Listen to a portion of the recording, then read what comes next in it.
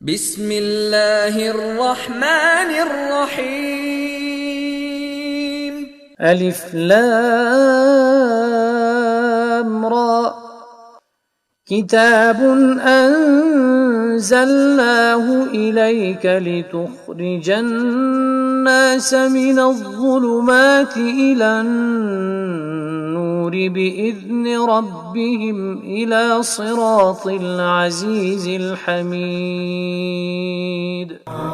قرآن کتاب ماست، در بیداری و خواب ماست، در ظلمت او شهاب ماست، هر جا او رهنمای ماست، هر جا او رهنمای ماست.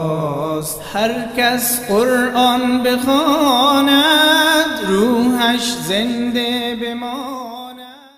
ونستعينه ونستغفره ونعوذ بالله من شرور أنفسنا ومن سيئات أعمالنا، من يهده الله فلا مضل له ومن يضلل فلا هادي له، واشهد أن لا إله إلا الله وحده لا شريك له، واشهد أن محمدا عبده ورسوله. أما بعد، فأعوذ بالله من الشيطان الرجيم. بسم الله الرحمن الرحيم. إياك نعبد وإياك نستعين. یا الله، خواست تو را عبادت میکنیم و خواست از تو مدد میجوییم. تشریح یا تفسیر ایاک نعبدو شروع بود. از خواهرها تقاضا میکنیم که سر و صدا را دیگه بس کنه، آرام بشینه، گپا را بس کنه دیگه. عبادت گفتیم مرکب از 3 چیز است. یکی محبت و یکی امید یا طمع کردن و یکی هم خوف است. محبت با الله جل جلاله، با معبود، انسان به سوی محبوب جلب میکنه، میکشانه. رجا یا امید انسان امیدوار میسازه به او هدفی که تو اراده کرده ای، آرزو و امیدی که داری که برآورده شوه. امیر رجا تو را وادار به این میسازه که تو رابطه تا قطع نکنی. و خوف از انحراف و روگردانی ها انسان منع میکنه. هرگاه 3 معنا یک جا شوه او عبادت شمرده میشه. از امو خاطر وقتی که ما ایاک نعبدو را میگیم، یر 3 معنا را در اینجا در لحاظ میگیریم. اصلا امی ار 3 معنا قبلا هم در سوره فاتحه تیر شد. رب العالمین دلالت بالای محبت با الله را میکرد، یک ذاتی که تو را تربیت کرده، به این مقام و منزلت رسانده تا تمام امور مایحتاج تو را، ضروری تو را برآورده ساخته. او را چطور آدم محبت نکنه؟ در زندگی انسان محبوب ترین اشخاص پدر و مادر و اولاد می باشه، به خاطری که از او منفعت برای تو رسیده. محبت پدر و مادر به خاطری است که تو را تکلیف تو را کشیده، سری تو محنت کرده، از او خاطر تو امرایش محبت داری. ذاتی که تو را پیدا کرده و همه امورت به او مربوط و او را الله متعال برای تو تمام محتاج تا برآورده کرده، خامخا تو او را دوست داری. در الرحمن الرحیم طمع بود، ناامید نبودی. کدام آرزو و مقصدی که اراده داشتی، سر الله اعتماد داشتی که امیر برآورده میکنه. در مالک یوم الدین رجا بود، چی خوف بود، به خاطر از اینکه وقت الله متعال محکمه عدالت قائم میکنه، اگر تو سرپیچی کرده باشی، ناشکری و ناسپاسی نعمتهای الله متعال کرده باشی، مورد بازخواست قرار میگیری. یر 3 موضوع در خود سوره فاتحه ذکر شده بود. از او خاطر وقت ایاک نعبدو را ترجمه میکنیم، ما اینطور میگیم که یا الله، ما از الحمدلله که میگیم ثنا و ستایش تو را با این 3 معنا، با محبت امرای تو، با طمع و توقع به سوی تو و با خوف از تو چی میکنیم؟ خاص تو را پرستش میکنیم. پرستش تو متضمن این 4 چیز شد. ثنای تو را میگیم، محبت امرای تو داریم، اعتماد داریم که مقصد ما را برآورده میسازی و ما از تو حراس داریم که نشوه نعوذ بالله ما اعراض یا انحراف بکنیم. بینمی مفهوم ما تو را پرستش میکنیم. از او خاطر عبادت وقتی عبادت میگرده که سه معنا تحقق پیدا بکنه. اگر سه معنا تحقق پیدا نکنه عبادت شده نمیتونه.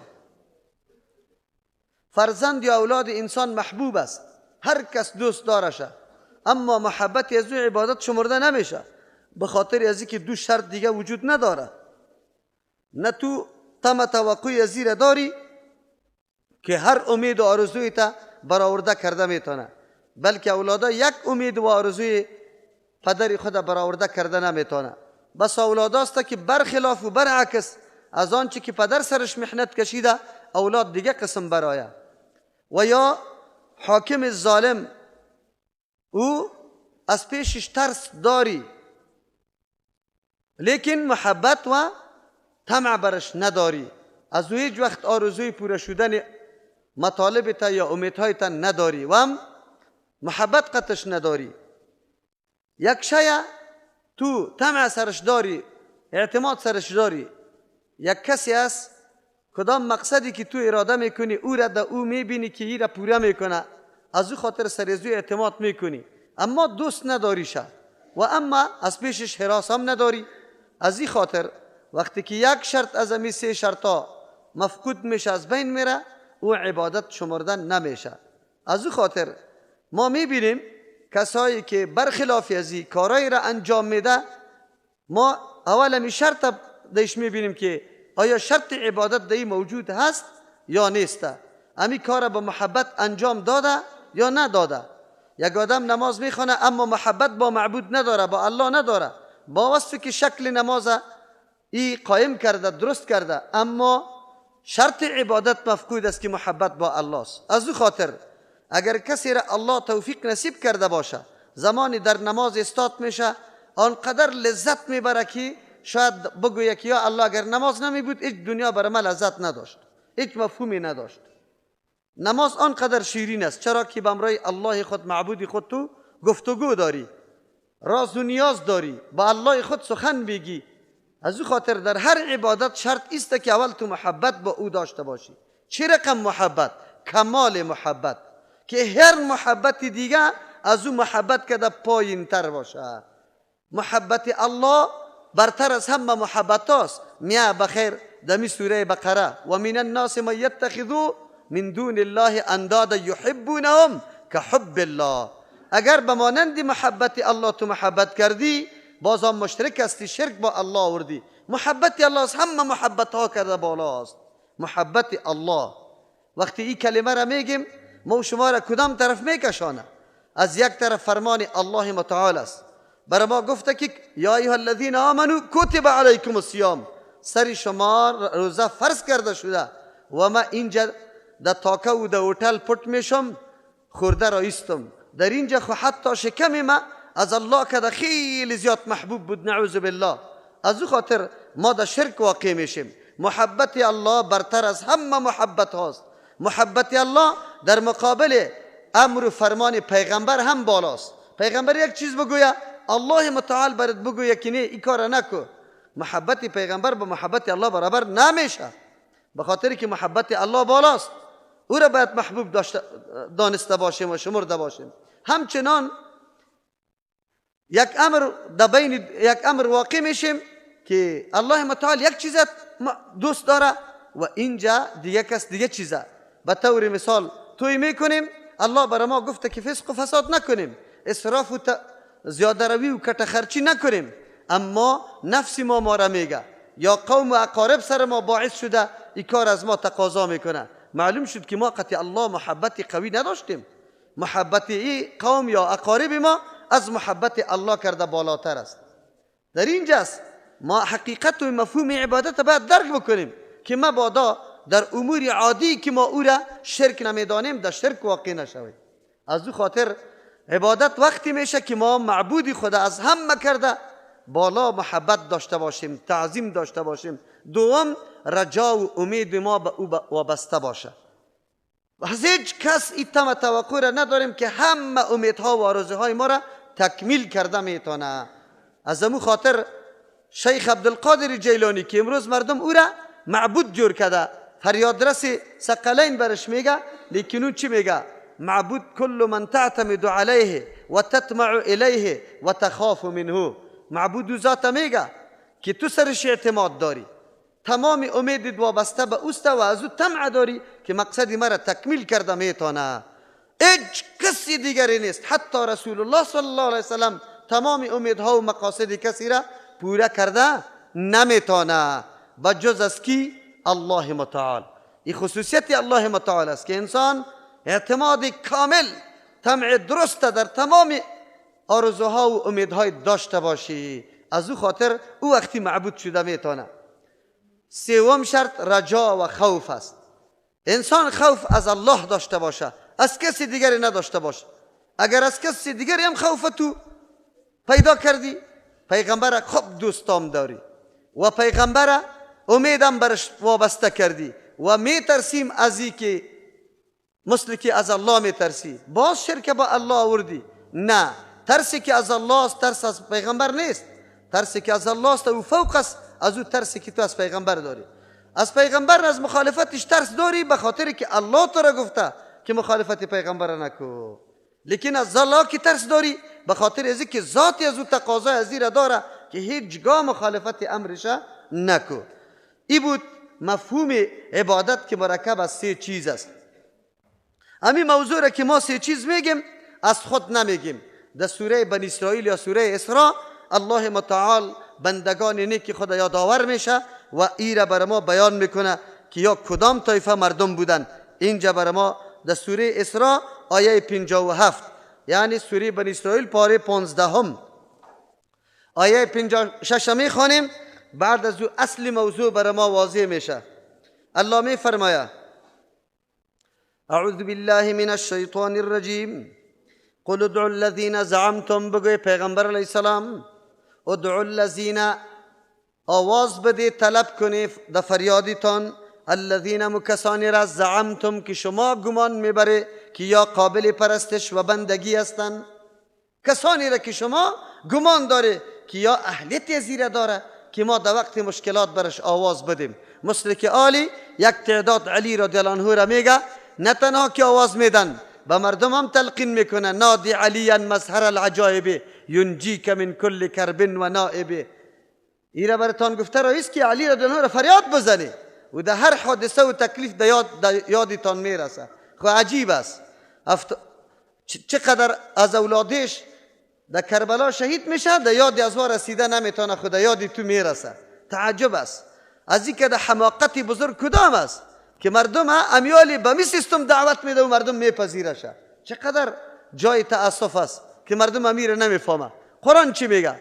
قل بگوی پیغمبر علیه السلام ادعوا الذین، طلب کنی کسانی را که زعمتم شما گمان داره که لایق پرستش یا آواز دادن است، فریاد برش میکنی، من دونه، غیر از الله متعال. غیر از الله متعال ملک هم شامل میشه، پیغمبر هم شامل میشه، ولی هم شامل میشه، صحابی هم شامل میشه، جن انس کل گیره. هر کسی را که شما گمان داره که لیاقت آواز رسی را داره، فریاد رسی را داره. فلا یملکون کشف الضر عنکم، اختیار خود نداره دور کردن تکلیف از شما. جبرئیل امین ملک مقرب است من نزد الله متعال، میتونه تکلیف بدون اذن الله از کسی دور کنه؟ خیر، از کی را قبول کنیم؟ این گپ الله است، این کلام الله متعال است، از کی را قبول کنیم؟ شما بگوی. الله میگه قل ادعوا الذین، بگوی پیغمبر علیه السلام آواز بده به کسانی که زعمتم شما گمان داره که مشکل ما را با آواز دادن به فلانی رفع میشه. سخی صاحب، فاطمه زهرا، حسین، علی، عیسی علیه السلام، موسی علیه السلام، رسول الله صلی الله علیه وسلم، صحابی، تابعی، تابعی، هر کسی که است آواز بده. لیکن من دونی، بغیر از کی باشه؟ الله متعال باشه. الله بر ما میگه فلا یملکون کشف الضر عنکم، در اختیار نداره دور کردن تکلیف مصیبت عنکم از شما، ولا تحویلا، گردانیدم نمیتونه، از سرم دور کده نمیتونه، از شما یک دیگه طرفم کج کده نمیتونه که شما درگیر نشوید. این سخن کی بود؟ الله متعال. امروز ملت کدام طرف صدا میزنه؟ راستی تا نبگوی.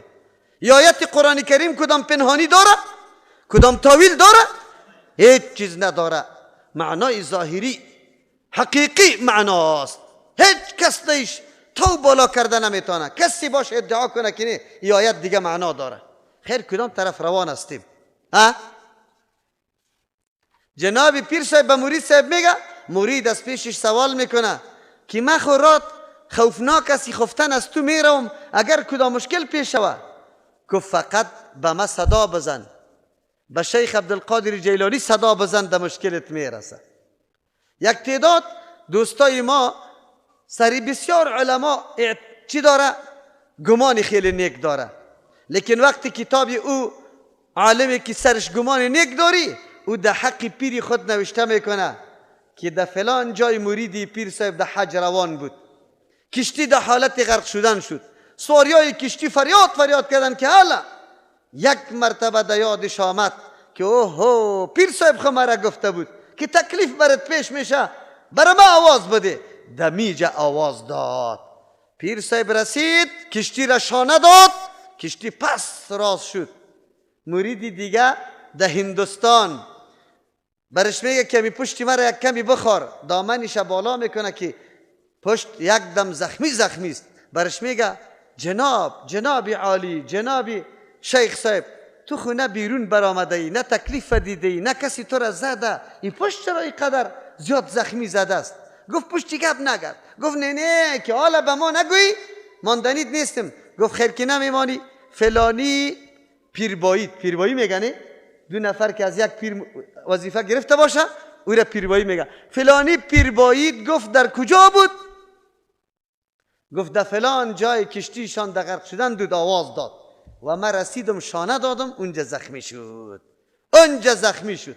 70 نفر صحابه با شمول رسول اکرم صلی الله علیه و سلم در میدان احد، خود پیغمبر حضور داره، دفع نمیتونه مصیبتی که بالای صحابه میآید، مصیبتی که بالای خودی رسول الله میاد دفع میتونه؟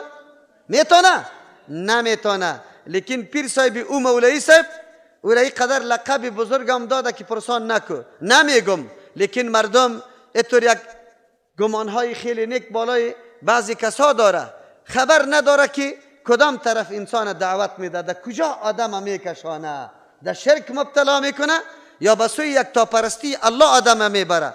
قرآن بر ما میگه فلا یملکون کشف الضر عنکم، در اختیار نداره دور کردن تکلیف از شما، ولا تحویلا، نگردانیدن تکلیفه. اولئک الذین، کسی را که شما گمان داره که مصیبت ها را دور میکنه، پیغمبرا را، اولیا را، بزرگا را. الله چی میگه؟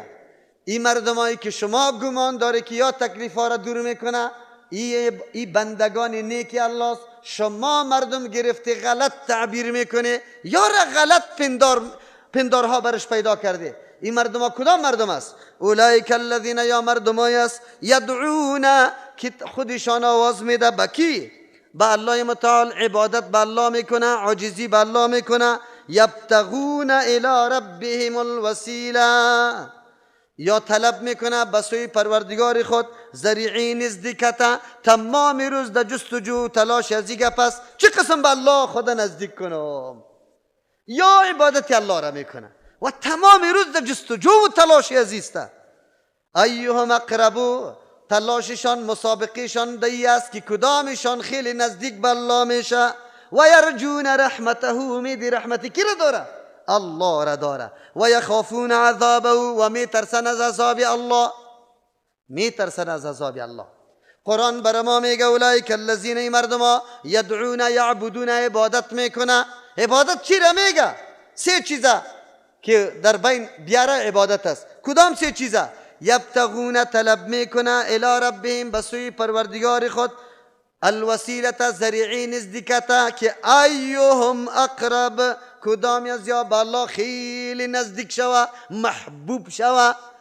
تمامی روز یاد محبت الله تلاش کرده رایسته.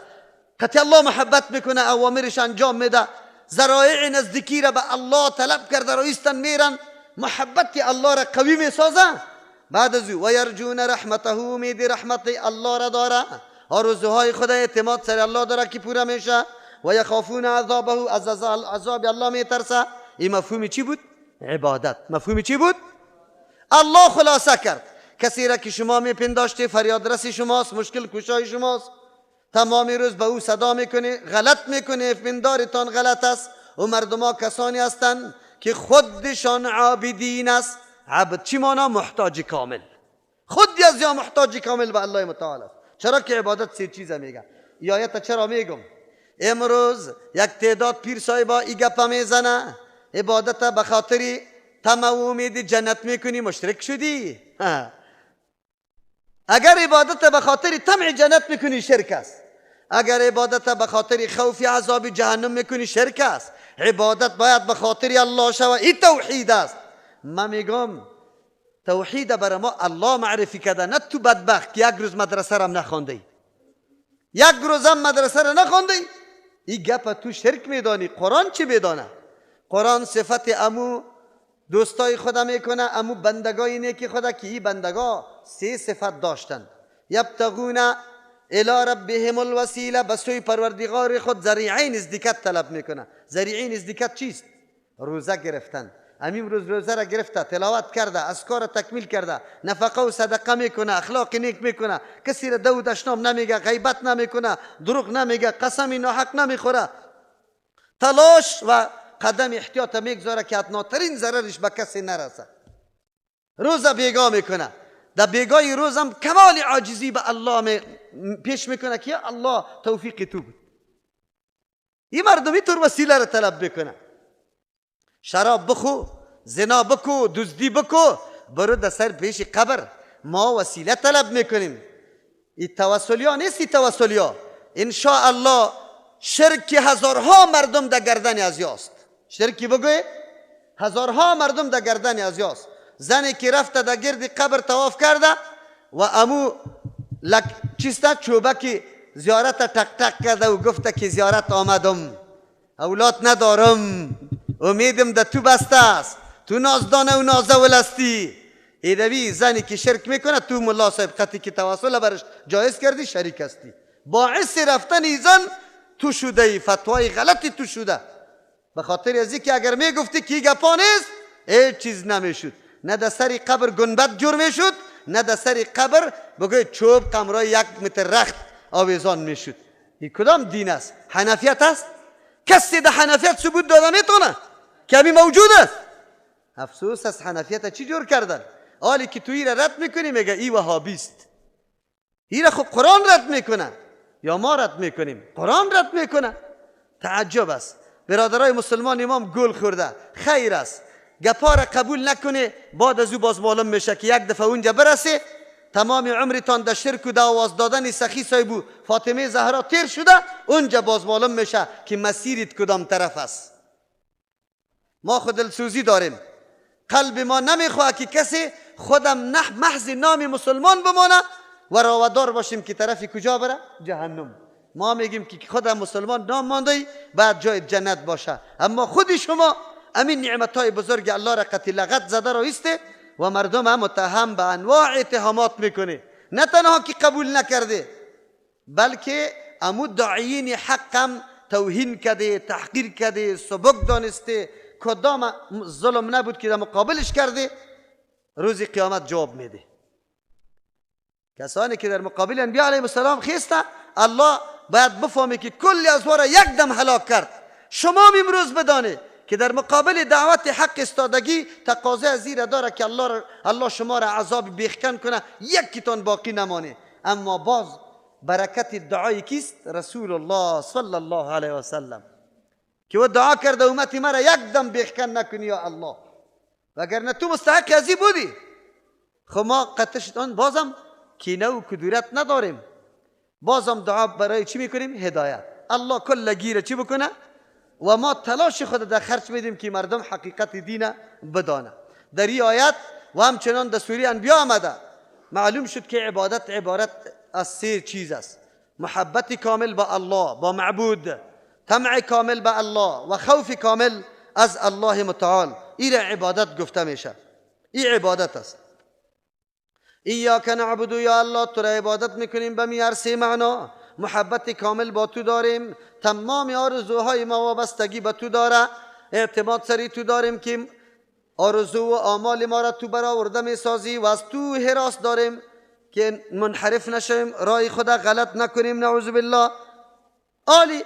عبادت ها 4 قسم است. اول عبادت قولی، یعنی او عبادت هایی که تعلق به زبان داره، مثل یک آدم قسم یاد میکنه، یا یک آدم دعا طلب میکنه، یا قرائت قرآن میکنه، یا اعوذ بالله میگه، یا بسم الله میگه، یا اذکار سبحان الله الحمدلله میگه. این کلش عبادات چیست؟ زبانی است. این عبادت ها برای کی است؟ الله. پس قسم که عبادت الله است. حال یک آدم قسم میخوره، اکثر در زنا رواج است، به بچیم قسم میگه. کمونستا در وقتای آخر که برآمدن در افغانستان، به شرافتت قسم، به شرافتت قسم. تو بدبختی خبیث لعین کجا شرافت داری که بلینن سجده میکنی؟ تو شرافت از کجا پیدا کردی؟ همو کرامت انسانی تا زدی، از چارپای کرده تو چی کردی؟ مرتبه تا پایین بردی.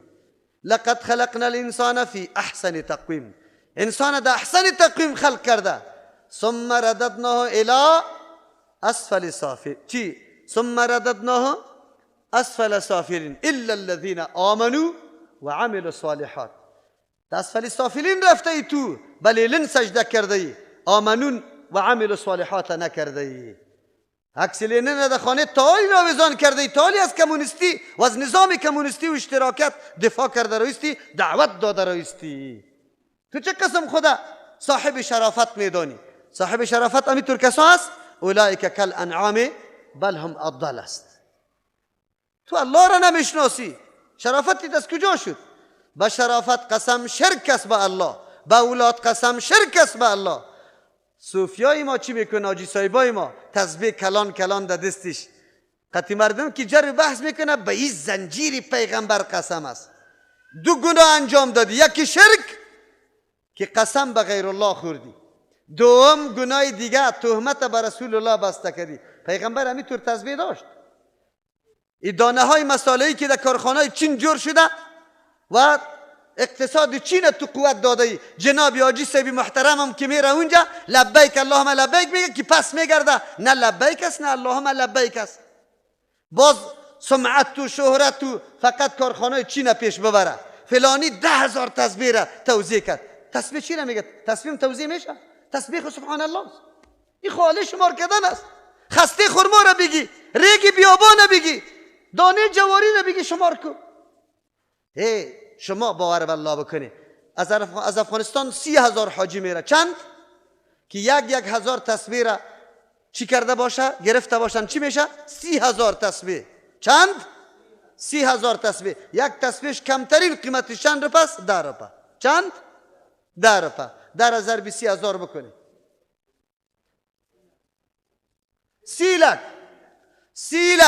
30 لک افغانی سری مساله مصرف میشه. 30 لک افغانی اگر ما بگیریم، شما باور به الله بکنی که 100 دانه مدرسه را ما 1 ساله مکمل درس قرآن حدیث جاری میشه. 30 میلیون میشه. ما گفتم چطور کم شما چی میکنی؟ 30,000 10 30,000 10 30,000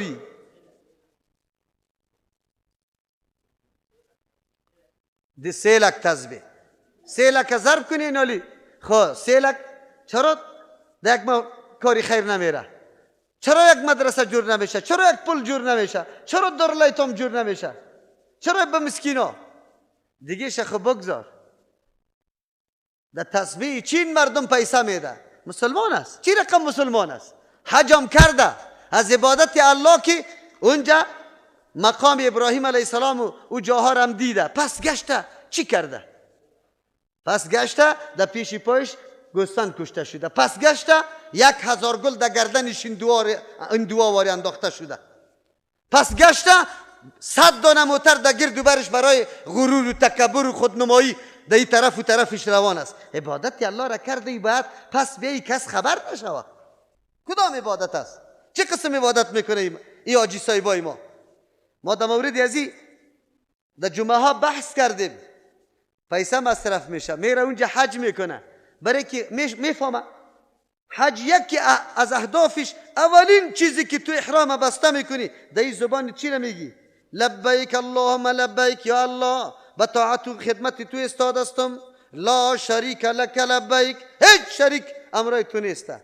لیکن حاجی صاحب میایه به تو مولوی صاحب تسبیحه که خورده میکشه، برای چی میگه؟ مولوی صاحب ایره این ده آب زمزم ششتیم، ایره دم خودی خانه دیوالی کعبه زدیم. چی مفهوم داره؟ این چی مفهوم داره؟ قطیخات کفن نمیاره میگه ایره ده آب زمزم نشستیم. به الله قسم که عقیده توحید الله نداشته باشی که پوش خانه کعبه را برات کفن جور کنم اگر جای جنت با چشم سر ببینی. میفهمی یا نمیفهمی؟ میفهمی؟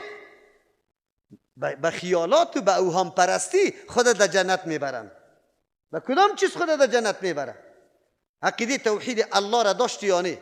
لبیک اللهم لبیک لا شریک لک لبیک ان الحمد والنعمت لک لا شریک لک. کدامش معنایش میفهمیدی یا توتی واری الفاظ تو بالا میکردی؟ چی کردی؟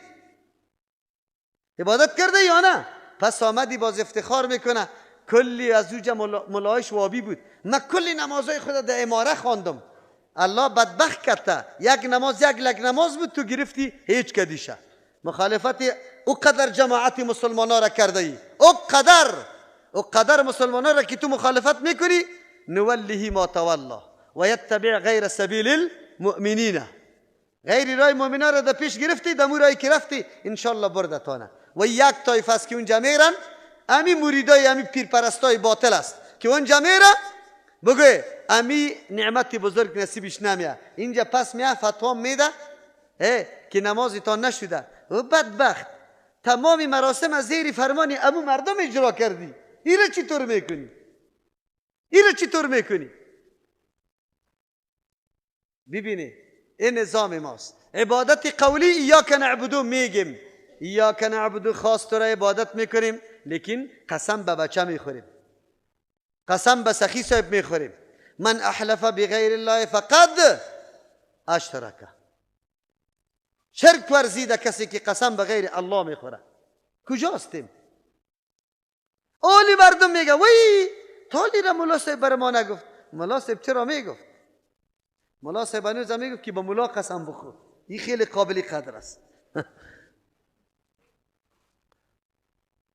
دعا عبادت است، به زبان میشه، طلب میکنی حاجتی تا از کی طلب میکنی؟ کی قابلیتی از زیر داره که حاجتی تا برآورده بسازه؟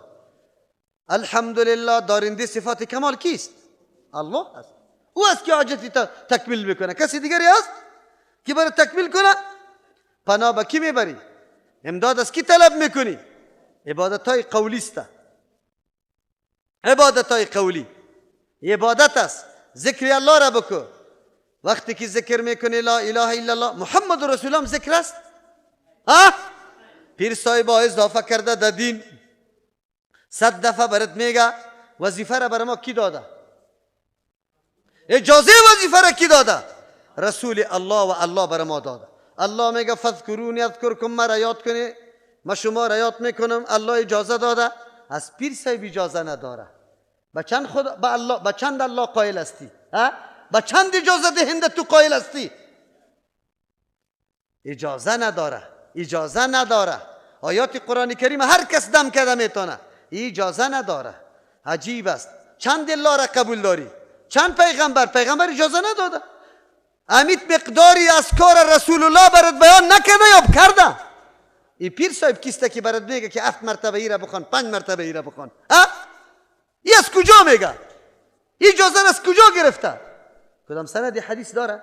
همین پیر پرسان کنی حدیث یاد نداره، همین ذکر معنایش یاد نداره.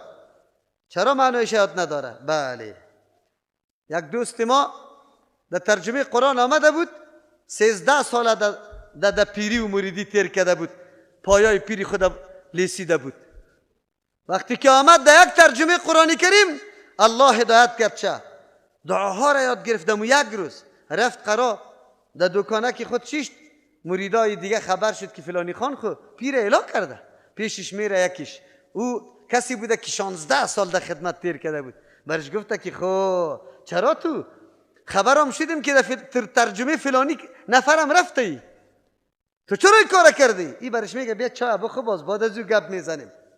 چای کی خورده، برش گفته خو چند سال میشه که اونجا در پیش پیر صاحب رفتی؟ گفت 16 سال.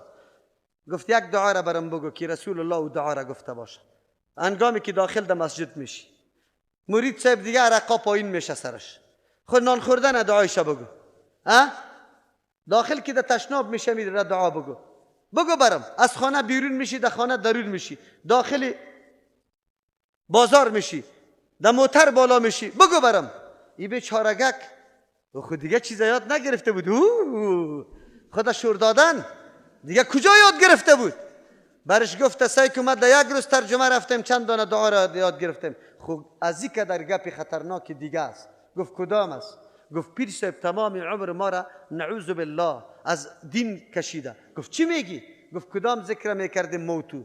لا موجود الا هو، لا موجود الا هو، لا مقصود الا هو، موجود نیست غیر از الله، موجود نیست غیر از. پیش سوال کرده نعوذ بالله امی سگ وجود داره یا نداره؟ این خنزیر وجود داره یا نه؟ تو وجود داری یا نه؟ گفت بله. گفت اونجا خب ما را میگفت که هر موجود میبینی این موجود نیست. این موجود کیست؟ بگوی این کیست؟ الله. سگم دیدی الله است، خنزیرم دیدی الله است، نعوذ بالله نعوذ بالله. این فعلا همی اسکار است، همی اسکار میشه نمیشه؟ او مردکه یک دفعه وار خطا شده. برش گفته که نه پیربای جان، یک دفعه اول پیش یک عالم برو سوال برش بکو که این ذکر صحیح است یا نه و کدام معنا داره. بعد از او بگو که همین ذکر از رسول الله منقول است یا نه. او مردکه رفته در پیش کدام عالم گفته که لا موجود الا هو چی معنا داره مولوی صاحب؟ او برش گفته که موجود نیست غیر از الله، یعنی هر چیز که میبینی الله هست. خب همین معنا را میده؟ بله. خب باز گفته که همین ذکر از پیغمبر نقل شده؟ گفت نه پیغمبری طوری ذکر ما تالی رو ندیده. پس آمده برش گفته که راست گفتی، الله تو را اجر بده. سالها مردم در گمراهی و با چی عقیده حلول. این عقیده چی میگه؟ میگه وحدت الوجود. چی میگه؟ وحدت الوجود. وجود یکی است، او هم از کی است؟ از تنها الله است. باز میگه الا هو ضمیر است. در فرعون هم راجع میشه. در کی راجع میشه؟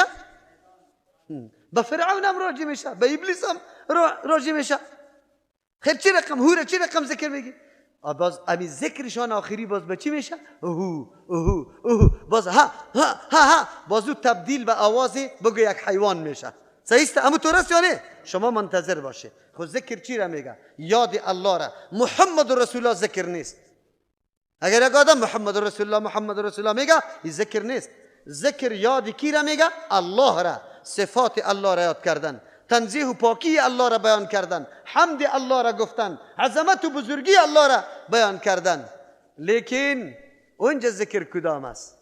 اینجا ذکر ها چیسته؟ حلقه جور میشه، لنگیای سفید، موارد بگه دیگه کالای سفید، حلقه استاد میشه. پیر صاحبی خدا چی میگه؟ کامل است، مکمل است، از خراسان است، از ترکستان است، از چی است؟ ترکیه خان است، از فلان جای است، در یک نظر آدم در شام میرسانه. تمام روز این ناتخانی، این نات میگه، این ذکر میگه. این ذکر است. و ملت تا که شما پیش الله رفتنی نیسته ها؟ باز دمونجا از او طرف یکی بخیزه، لنگی او طرف بگه، لنگی او طرف لول میخوره، خودش سری مردم چپا میشه. یک بیابی و رسوایی ایره به نام ذکریات میکنه. ایاک نعبد خاص تو را عبادت میکنیم. امیر عبادت میگه؟ همین عبادت است؟ چرا عمرتان تباه کرده؟ چرا عمرتان تباه کرده؟ بچم در مورد پیری ما فکرت باشه، چیزی نگویی که خبر میشه. انا لله و انا الیه راجعون، که خبر میشه چه حالات است. و پیر صاحب در کدام مدرسه خوانده، کدام آیت قرآن نمیفهمه، کدام حدیثه، مردم چطور فریب میده؟ خو عالی خو امی سوال پیدا میشه که آدم به الله خو توسط کی میرسه؟ توسط وسیله که الله مقرر کرده برای رسیدن. او کدام است؟ اهدینا صراط المستقیم است. پشتی سر بر ما و شما است. صراط المستقیم انشالله تشریح میکنیم. بازی گروه ها که لاف میزنه که ما ناجی هستیم و ما چیستیم، بگوه امو فرقی استیم که نجات یافته استیم و منصور هستیم و دیگهش ما لافه میزنه. اینجا باز قرآن خود تعیین میکنه که صراط المستقیم کیسته و کدام طایفه است، خود به خود معلوم میشه. این مردم ها وقتی که این حالات این کارا را کرده رایسته، یک نفر سوال نمیکنه از پیر صاحب که تو از کجا یاد گرفتی؟ مامورات دی الله را میشناسی؟ منهیات را میشناسی؟ باز دیگه اینقدر ماهر هستن، مهارت دارن. گفت بریازی علم لدونی شده. چی شده؟ پیغمبر خیلی مصروف بود، صحابه کرام خیلی مصروف بود، یا پیر صاحبای این زمان؟ بگوی شما.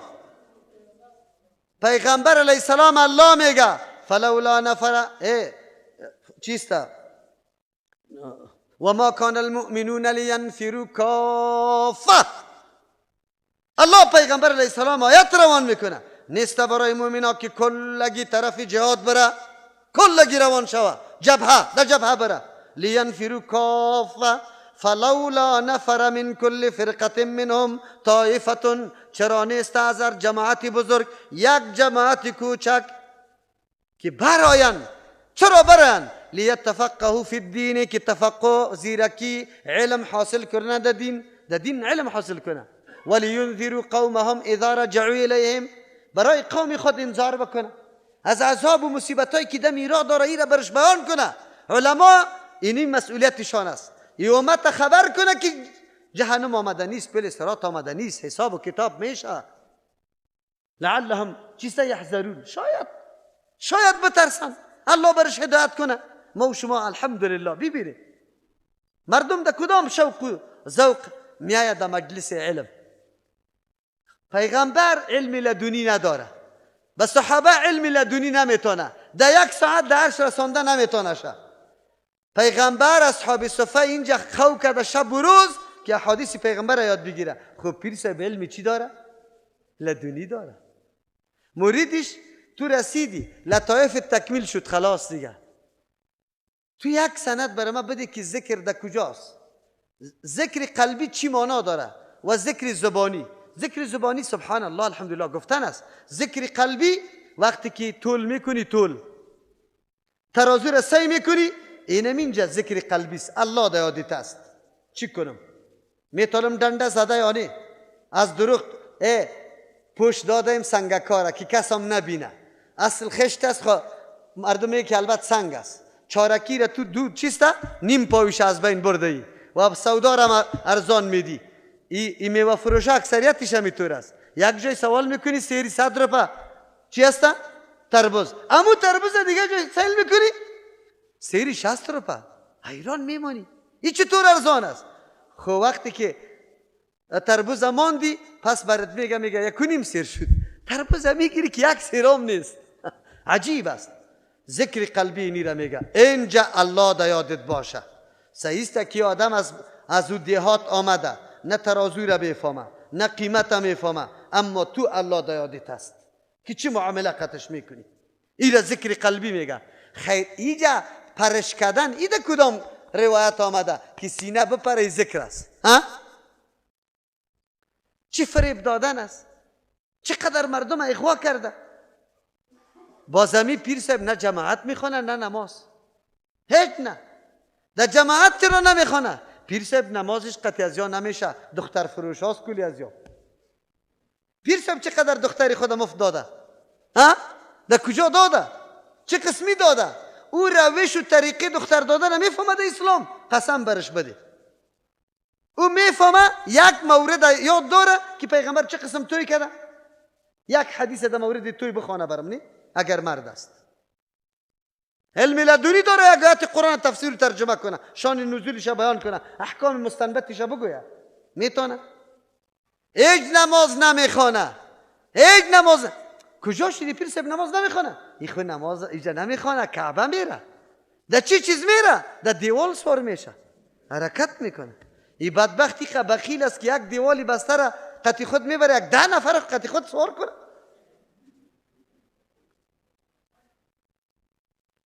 پیر صاحب قطی زنا چرا خلوت میکنه؟ در پسی پرده. پیر صاحب خود نفسی خود کشته. وی پیر صاحب چی کرده؟ نفسی خود کشته. رسول الله نفسی خود نکشته. دست رسول الله گاهی عایشه رضی الله عنها میگه که چیسته مسده کرده دست رسول الله را دست یک زن چی اجنبی.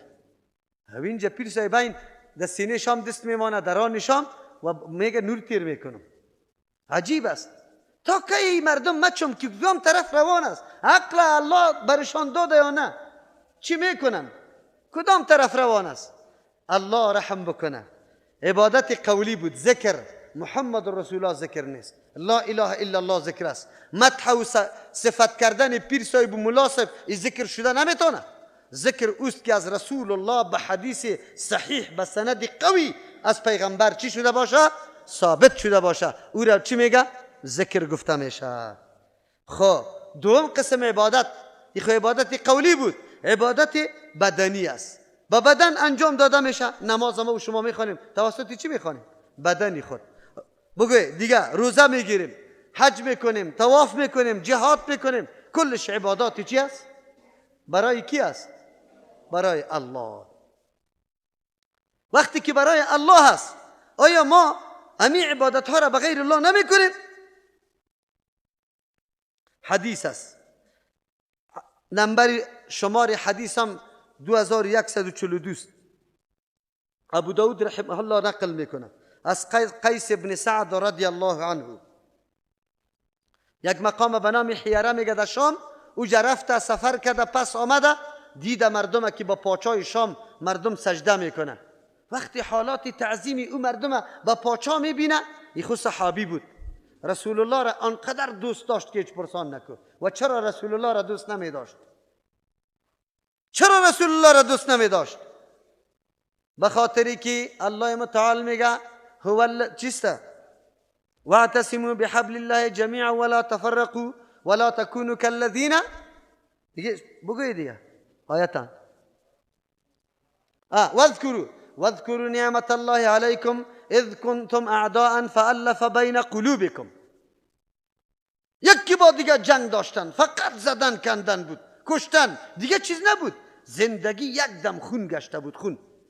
با آمدن رسول الله و دین اسلام الفت و محبت در بین صحابه، ایثار فداکاری، همدردی و بگوی غم شریکی در حد نهایت رسیده. و کنتم علی شفا حفرت من النار فانقذکم منها.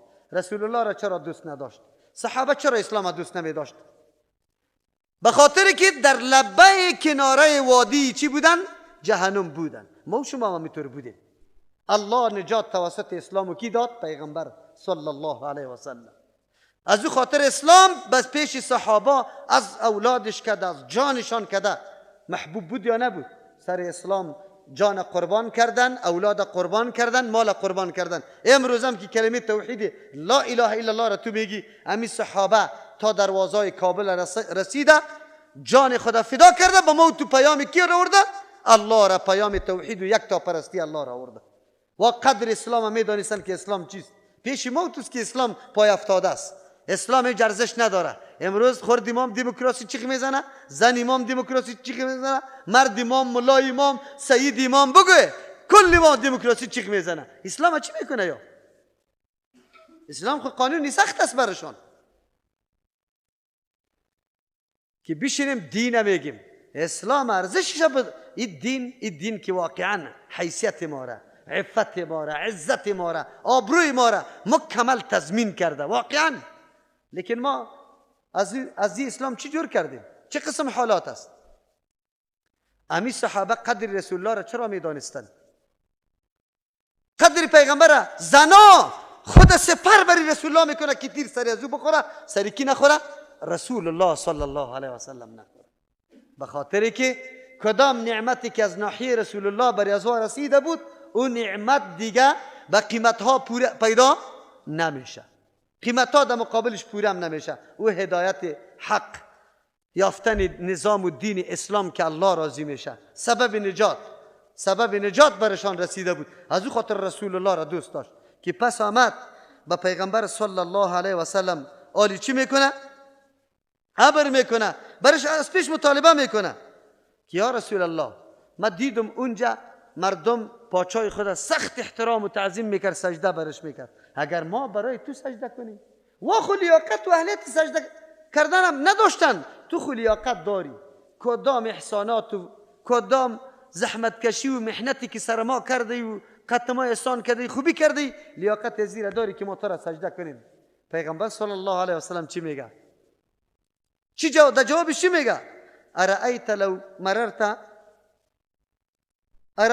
مررت قبری اکنت تسجد له؟ آیا اگر تو تیر میشدی بالای قبر ما آیا بودی که سجده در قبرم بکنی؟ قال لا. صحابی گفت نه، در قبر چرا سجده بکنم؟ سجده خو عبادت است برای الله شو، قبر خو یک شکل است، چرا سجده کنم؟ قال فلا تفعلوا. پیغمبر علیه السلام برش میگه این کار در زنده دمام نکنه. لو كنت آمرا احدا، اگر ما امر کننده یک شخصی را می بودم ای یسجد لاحد، که سجده را به کسی دیگه بکنه، کی را امر میکردم؟ لامرت النساء، زنا را امر میکردم ای یسجدن لازواجهن، که سجده را برای شوهرای خود بکنه. چرا؟ لما جعل الله لهم علیهن جست من الحق، از جهت آن چیزی که الله گردانیده بالای زنا در برابر شوهرایش از حق. آنقدر حقی بزرگه الله برای زنا برای مردا گردانیده بالای زنا که هیچ پرسان نکو. این حدیث پیغمبر اشاره به این میکنه که زن چقدر محتاط باشه در اطاعت شوهر خود، اما در حد شریعت، نه در حد خلاف شریعت. و برش میگه ابرو بچین، این ابرو رو نمیچینه برش، اینجا معصیت الله میشه، نافرمانی الله میشه. و میگه حجاب نکو، قبول نمیکنه. و میگه روزه نگی، قبول نمیکنه امرشه. لا طاعت لمخلوق فی معصیت الخالق انما الطاعت فی معروف. فرمان برداری در چیزی است که در شریعت معلوم دار باشه، مخالفت شریعت دو نشوه. رسول الله صلی الله علیه و سلم سجده را برای خود جایز دانست؟ میگن دودان یهود آمده بود، یک چند سوالات جوابات در بین پیغمبر و یهود صورت گرفت و جوابات دادن، سوالا کردن. در آخر این یهود خیستن دستا و پاهای پیغمبر را بوسه کردن. این را دلیل میگیری تو یهود هستی چی؟ اینجا رسول الله را صحابی خود پیش میکنه که ما برات سجده کنیم. رسول الله چی میگه؟ لا تفعلوا، نکنی. آلی عمل یهود معتبر است یا قول رسول الله؟ خب مردم چطور فریب میدن؟ خب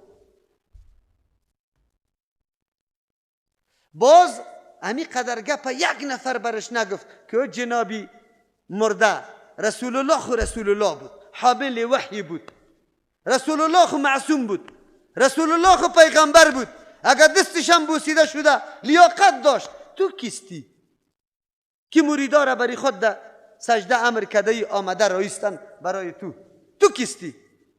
یک نفر برشان نمیگه. مریداست که قطار استاده است، غرب میره دمی پایا میفته. بازی تو رام نه که روی دور بده، پسکویی میاد. کدام است؟ حدیث همینطور گفته. اونجا میگیم ایاک نعبدو، خاص تو را عبادت میکنیم. این مرید وقتی که در نماز استاد میشه دستشان بسته است و میگه که ایاک نعبدو، دروغ میگه یا راست میگه؟ دروغ میگه. این خود عبادت با بیر کرد. چرا دروغ میگی یا کنه عبدو؟ خواست تو را عبادت میکنیم. چرا سجده جزی نماز بود. نماز بعد از شهادتین بزرگترین عبادت بود. یکی ترمذی نمبر حدیث هم 2947 است. ابن ماجه 3702 نمبر حدیث است. نقل میکنه یک صحابی از پیغمبر علیه السلام سوال میکنه الرجل منا یلقا اخاه او صدیقه، یک شخصی از ما روبرو میشد، ملاقات میکنه برای برادر و دوست خود. برش میگه اینحنی له، خدا برش خم کنه؟ قال لا. پیغمبر علیه السلام میگه نه، خم نکنه خدا. میگه دست بوسه کردن جایز است، شکی در این نیست. دست پدر مادر بزرگ دین بالکل جایز است. خود کی جایز است؟ که شرطایش پوره شود. در دستی که بوسه میکنی انحنا نبیاید. چی نبیاید؟ چرا اگر انحنا بیاید درست است؟ اینجا در حدیث گفت که انحنا نبیاید. دوم، او آدم از امی نبوسیدن خفه نشوه. او آدم از این بوسیدن خفه نشوه. چرا اگر او خفه میشد معلوم شد که او خوش داره که مردم دستای از زیر چی کنه ببوسه. و پیغمبر میگه که هر کسی از مردم توقع تعظیم به این سیستم داشت جای خود در کجا تیار کرده؟ در جهنم تیار کرده. دو، اصل سنت چیست؟ سلام و مصافحه. تمام عمر تو دستبوسی میکنی، اصل سنت رسول الله را که سلام و مصافحه است این را ترک میکنی. او وقت تو دست بوسیده میتونی، در غیر از اونه که سه شرط پورا شود. چرا؟ این حدیث بر ما میگه. باز سوال کرد و صحابی گفت افیلتزمه و یقبله، آیا در بغل بگیره بوسه کنشه؟ قال لا. رسول الله صلی الله علیه وسلم باز میگه که نه این کار نکنه. بعد از او میگه افیأخذ بیده، آیا از دستش بگیره و یصافحه مصافحه کنه. افیأخذ بیده، به یک دستش بگیره. تشریح یک دست خودی صحابی میگه فیصافحه چی بکنه؟ مصافحه. مصافحه بقیه چند دست شدی جا؟ یک دست. اصل مفهوم مصافحه از یک دست گرفتن است. بیدهی گفته، بیده نگرفته. سنت مصافحه یک دست است، یک دست دادن است. پیغمبر علیه السلام چی میگه؟ قال نعم، بلی کار بکنه. انحنا رکوع، در رکوع اگر کسی بکنه انحنا میایه یا نه؟ دستای مردم که پایین خدا میکنه انحنا میایه یا نه؟ ما و شما خو هر کس، آقا صاحب به نام ایشان صاحب و خانزاده صاحب میا صاحب کل گیر امتیازی شده چی دادیم؟ خودش از مجلس قمار خسته تو میری دستایش بوسه کرده رویستی یا آقا صاحبی ماست. تو یعنی اگر می کار کرده باشی باز در نماز استاد شدی میگی ایاک نعبدو، دروغ میگه یا راست میگه؟ دروغ میگه. عبادت خاص برای الله نکرده. اونجا دستی کسی رم بوزه کرده که از مجلس قمار خسته. او قدرت الله اولادای سیدا و ملا کلش چٹاق و پٹاق میباشد. میباشه یا نمیباشه؟ تربیه صحیح نمیکنه شانه. حالی خب به نام سید کمی نام سید بگیری حتما ذهنتون در چی میره؟ در جادوگری میره، در تعویض دادن میره. سید مردم به این عنوان میشناسه دیگه. سوم، پیغمبر علیه السلام میگه حدیث است، حدیث در موطا امام مالک حدیث دیگه است. این حدیث لا تقوم کما تقوم الاعاجم، شما استاد نشوید و مثل استاد شدن عجما. یعظم بعضها بعضا، که عجم تعظیم میکنه بعضشان بعضی دیگرها را. یک موقع پیغمبر علیه السلام پایش میده شده، صحابه در عیادتش رفته. وقتی نماز شد همونجا جماعت کردن. رسول الله چون پای شکسته بود نشسته بود، صحابه استاد باقی ماندن. پیغمبر که نیت بسته کرد صحابه استاد هستن، از پشت سر اشاره کرد که بشینید. وقتی که شستن نماز خلاص شد، آلی برشان میگه که شما به مثل عجم واره نکنه ای کاره. به خاطر که عجم بعضیشان بعضی دیگرها را که تعظیم میکنه، اگر پاچه‌های سابق دیده باشه، پاچه که در تخت خود میشیشت به صدها نفر در هر طرف، کسی دستینجا، کسی الا، کسی توری استاد میشدن به تعظیم پاچه‌های خود. پیغمبر میگه ای کار نکنه. صحابه به تعظیم پیغمبر استاد شده بودن یا به نماز الله؟ در دلشان هم گشته بود که ما برای تعظیم پیغمبر استاد هستیم؟ نگشته بود. لیکن همین شکل چی بود؟ از عجما بود، از عجم بود. هرگاه مسلمان یک امری را طور جور میکنه ولو که نیتت نباشه که او به شکل عبادت دیگه، به شکل کاری دیگه مردم کفار باشه، امی هم چی است؟ بگیم ممنوع است، نارواست. چرا که اون شکل جور نکنیم؟ عالی ابن قیم رحمه الله میگه در تمام عبادت ها مهمترین عبادت نماز است. ولی نماز تقسیم کرد، تقسیم شده در بین پیرا، در بین علما، در بین امرا و حکما. امرا و حکما استاده شدن به خود قیام بری خود خاص کرده، مردم بر چفک برش استاده شوه، ملاها رکوع را بری خود خاص کرده، پیرا سجده را، عبادت الله را یا تقسیم کرده. اگر ما همی کار بکنیم باز میگیم ایاک نعبدو، درست است؟ باز خود نعوذ بالله دروغ میگیم، اوی قطعا درست نیست. عبادت دوم قسم، سوم قسم عبادت، عبادت مالی است. زکات، ذبح، صدقه، نظر. نظرات به نام بیبی میشه، نه؟ به نام حسین میشه، به نام فاطمه میشه. یک مردمی ما به نام فاطمه نظر میکنه، مردمی اهل تسنن باز چی میکنه؟ میگه بسیار گوشتا، چونکای گوشتا امروز میده، چونکا. آلی خو رواج دیگه شده، بگه لطای سیاه شرکی هم زده شده است. یا حسین، یا ابا عبدالله، یا فاطمه زهرا، یا ابا العباس، در یک جوش یا الله را دیده، خانگک جور کرده و اونجا شیرم توزیع میشه، دمور روز توزیع میشه. این نظر کیست؟ نظر حسین. کی میزنشه؟ اینمی جوانای اهل تسنن. آیت قرآن خبر داری؟ انما حرم علیکم المیتة والدم ولحم الخنزیر. اگر هر قدر تو را بکنم گوشت خنزیر را میخوری، مرداری را میخوری، خون میخوری، خون مردم میخوره، خون قربانی را ثوابی میخوره. برو که کاسه را برش گرفته در وقت ذبح مردم خونا را خورد.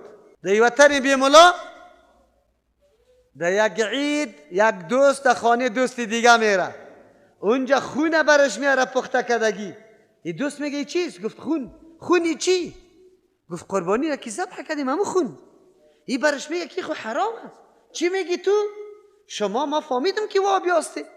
اینی ترکارا و مسائل نو کشیده، ما از ملا پرسان کرده، این ثواب داره، خونی قربانی است.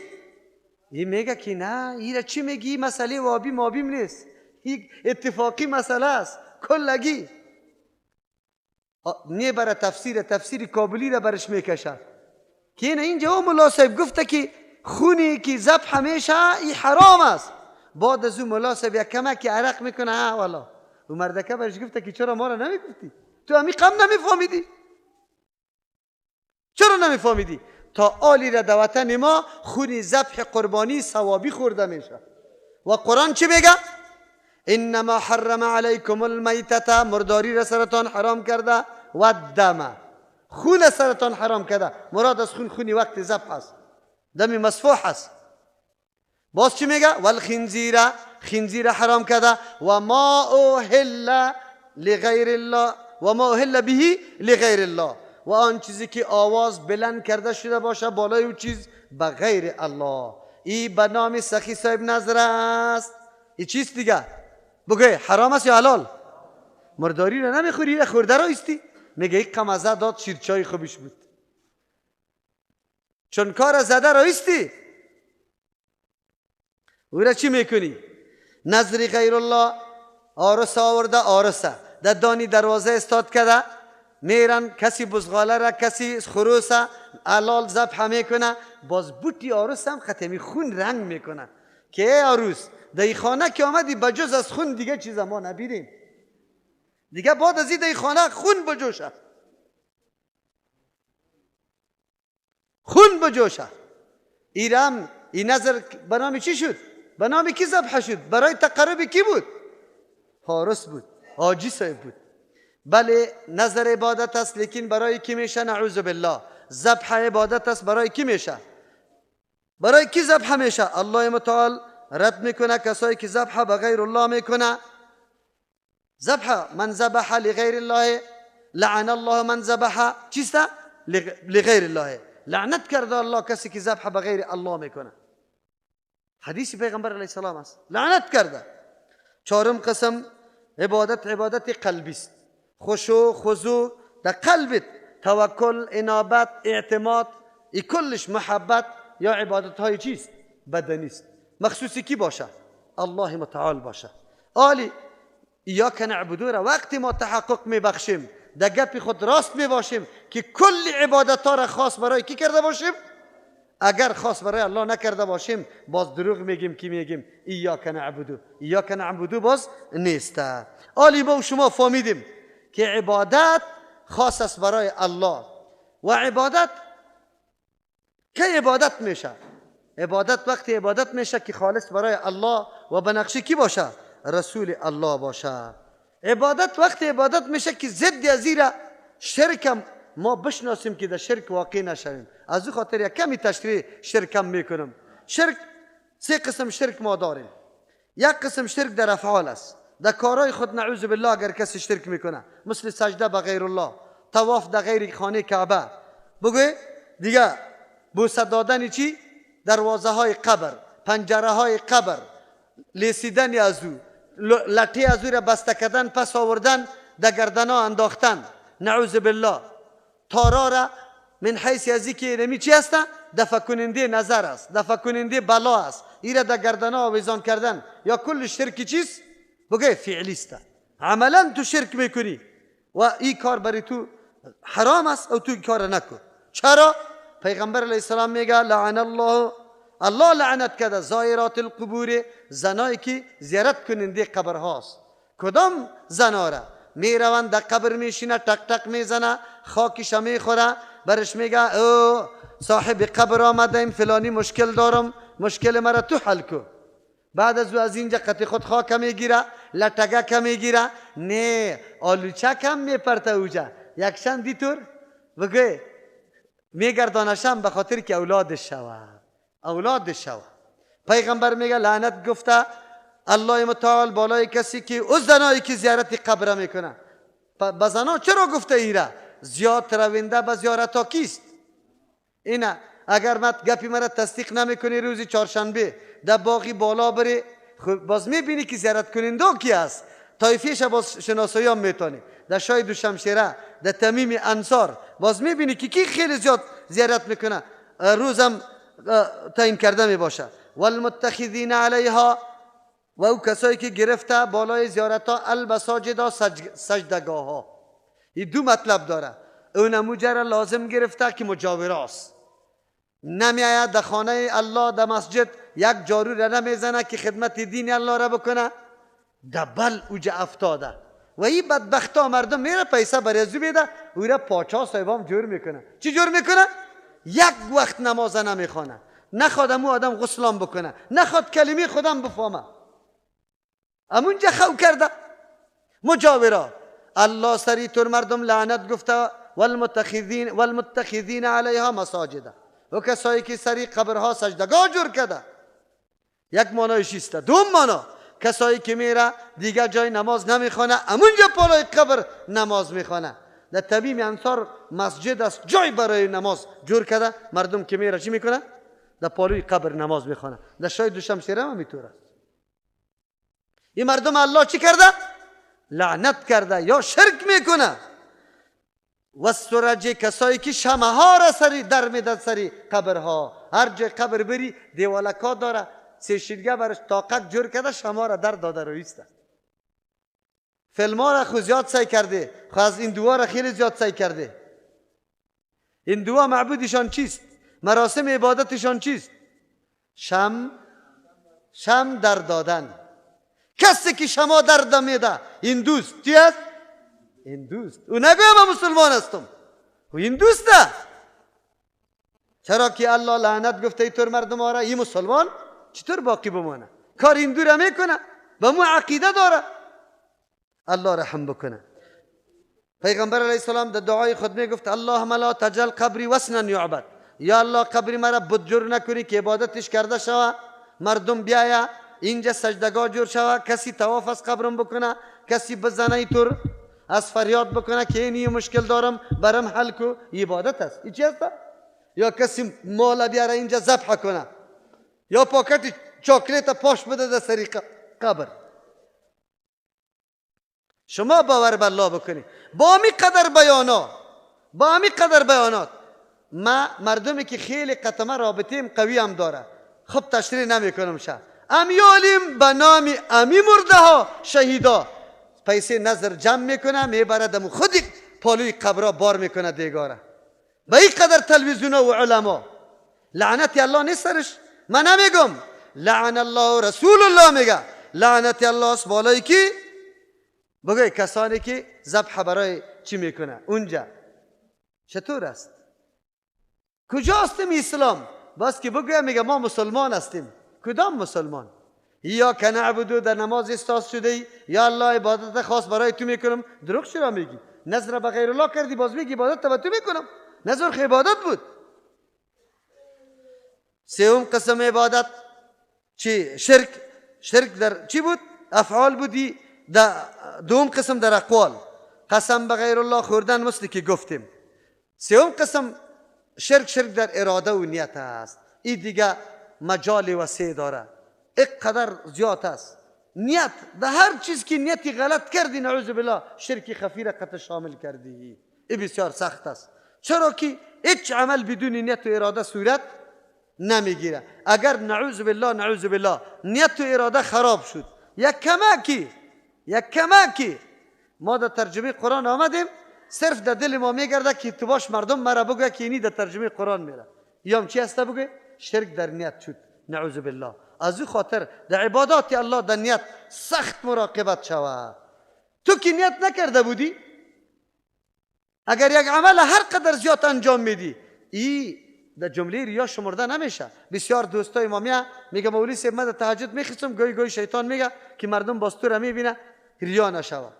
ما قیام اللیل میکنم اینطور، یا ما امیالی میایم اینجا 2 رکعت نماز اشراق مانده میخوانم، ای ریا نشوه. نه، تا که قصد در نیتی این گپ نباشه که باش مردم ببینه خب بگویه که فلانی اشراق خان است، امیر نیت نکرده باشی، ای چی نمیشه؟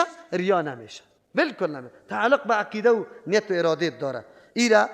این ضد توحید یا عبادت الله شرک است. شرک باید نشوه. عالی عبادت که قبول میشه زمانی که 2 شرط پیدا کنه، یکی اخلاص، یکی ثواب یا موافق سنت پیغمبر صلی الله علیه و سلم. البته ای از جان خود نمیگیم، ای در آیت قرآن کریم آمده، هم در سوره بقره آیه 112 آمده و هم سوره فرقان آیه 23 را میکشیم، اونجا بر ما ثابت میشه که کدام عبادت به نزد الله مقبول است. سوره فرقان بکشی پاره 19 همه خیر ببینید. اعوذ بالله من الشیطان الرجیم و قدمنا الی ما عملوا، و قدمنا ما قصد کردیم یا متوجه میشیم الی ما بسوی آن چیزی که عملو انجام دادن از کارهای نیک. این کسایی که کفار هستند من عملن از هر کاری نیکی که انجام داده، فجعلناه هباء منثورا ما گردانیدیم عملی مردم هباء غبار گرد، منثورا که پراگنده در روی هوا شده باشه، هیچ منفعت از او به دست نداشته باشه. میبینیم کفار کارای کلا نمیکنه، بلکه از ما مسلمان ها کده هوشیارتر. مکتب کفار جور میکنه، سرک کفار جور میکنه، سربند آب کفار بسته میکنه، بندی برق کفار جور میکنه، چاهار کفار میکنه، کلینیک کفار، جای عامل منفعه کفار میکنه.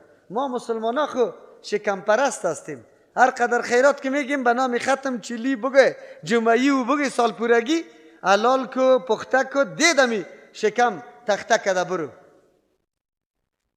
مسجد های خودم در پیش کفار پیش میکنیم که وا جور کنه، مسجدی خدا دیگر خو بگذار. امی کارایی نیکی که کفار میکنه الله متعال میگه ما قصد میکنیم متوجه میشیم به او عمل نیکی که مردم انجام داده، میگردانیم اعمال نیکی از یاره هباء منثورا، هیچ منفعت در آخرت به دستشان میسر نمیشه. چرا؟ از جهت عدم ایمانشان. از جهت چی؟ عدم ایمانشان. دلیل آیه 122 سوره بقره نزدیکتر همینجا پیدا میکنیم. آیه 122 سوره بقره 112 بلا من اسلم وجهه لله. الله متعال زعم باطل یک تعداد طایفه ها را رد میکنه، پندارها و آرزوهای خیالی. آرزوهای خیالی را هر کس می داشته باشه، میگه من نجات یافته استم، میگه من نجات یافته استم. یهود و نصارا میگه پا داشت. آیت پیش میخوانیم و قالوا لا يدخل الجنه، گفتن یهود و نصارا هر دو طایفه هرگز داخل نمیشه در جنت الا من کان هودن. یهود میگفتن کسی در جنت داخل میشه که یهودی باشه، او نصارا نصرانی ها میگفتن نه نصرانی باشه. تلک امانیهم، این آرزوهای باطلشان است، این پندارهای خودشان است، این خیال پلوهای خودشان است. این خیال پلو میگه، خیال پلو در خیال خود پلو پخته کرده میخورن. الله میگه قل هاتوا برهانکم ان کنتم صادقین، پیش کنه دلیل حجتتان. داری دلیل؟ اگر راست میگه بلا نیست سخن شما، بلکه سخن این سخن است. من اسلم وجهه لله، کسی که مکمل تسلیم کرده ذات خود به کی؟ به الله. در هر حرکت و عمل خود فقط منقاد و تابعدار فرمان الله متعال. وجهه لله و هو محسن، در حالی که احسان کننده است، عمل خود به طریقه رسول الله صلی الله علیه و سلم انجام میده. کسی که مکمل خود به الله تسلیم کرده، هر عملش خالص برای الله متعال است، لیکن امی عمل به طریقه کی انجام میده؟ رسول الله صلی الله علیه و سلم. فله اجره، ایتر آدم و شخص برش اجرش است عند ربه، بنزد پروردگارش. ولا خوف علیهم، ترس بالای تر مردم نیست، چرا که تمامی مامورات در سر رسانده. ولا هم یحزنون، غمگین هم نیست، چیزایی که قابل دریافت بود، قابل منفعت بود، کلش در دست آورد، از پیشش فوت نشده. قرآن برای ما بیان میکنه عمل وقت عبادت میگرده که چند شرط پیدا کنه؟ 2 شرطه. یکی خالص برای الله متعال باشه و دیگه بگوی به طریقه پیغمبر صلی الله علیه و سلم. رسول الله میگه من عمل عملا لیس علیه امرنا فهو رد. سوره کهف آیه 110 را میکشیم. سوره کهف آیه 110 پاره 16 آخری آیت است. پیدا کرد انشاءالله. قل بگوی پیغمبر علیه السلام انما انا بشر مثلکم، شما تصوری نادرست و غلط دمه نکنه، مرا حاجت روا مشکل کشان ندانه، عالم الغیب ندانه. دیگه پاره در حق من نکنه. شما وار انسان هستم، مریضی سرم میایه، از حالات تا که الله خبر نکنه خبر نمیشم. بله، علم شریعت الله برم داده، امتیاز من دمیست. میگه قل انما انا بشر مثلکم، من بشر به مثل شماستم، لیکن امتیاز من در کدام چیز است؟ یوحا الی، وحی کرده میشه به سوی ما، تفاصیل شریعت قانونی الله مکمل برای ما تشریح شده، این امتیازم است. انما الهکم، در بین چیزی که برای ما وحی کرده شده، اهمترین چیز در سر فهرست که برای ما ذکر شده و ما علنا برای شما بیان کنم کدام چیز است؟ انما الهکم اله واحد، که معبودی بر حق شما، ذاتی که قابل پرستش است که شما بندگی از او را بکنه. الهکم اله واحد، یک الله است. یک الله است یا چند تا الله؟ یک الله است، دیگه کس حق بندگی را نداره که برش بندگی شود. فمن کان یرجو، کسی که امید داره لقاء ربی، از روبرو شدن به امرای پروردگار خود، در پیشگاه پروردگار امید داره، یقین داره که من پیش الله رفته نیستم. فلیعمل عملا صالحا، چی را بکنه؟ عمل صالح را انجام بده. عمل صالح آلی تفسیرش میکنیم. ولا یشرک بعبادتی ربه احدا، شریک جور نکنه در عبادت پروردگار خود، هیچ کسی را هم شریک جور نکنه. او وقت باز رو برو به ملاقات الله خود عقیده داشته باشه. اما تو رفته نمیتونی تا وقتی که عمل صالح انجام ندی. عمل صالح را فضیل ابن عیاض رحمت الله علیه تابعی است او سخت مفسر است، خب عالم و محدث است. او میگه که عمل احسن کدام میگه، عمل صالح کدام میگه. او میگه در تفسیر احسن و عملا میفرماید اخلصه و اصوبه، خالص ترین عمل و ثواب ترین عمل. خالص ترین عمل یعنی عمل خالص برای الله باشه. ثواب ترین عمل یعنی عمل موافق نقشه کی باشه؟ رسول الله صلی الله علیه و سلم.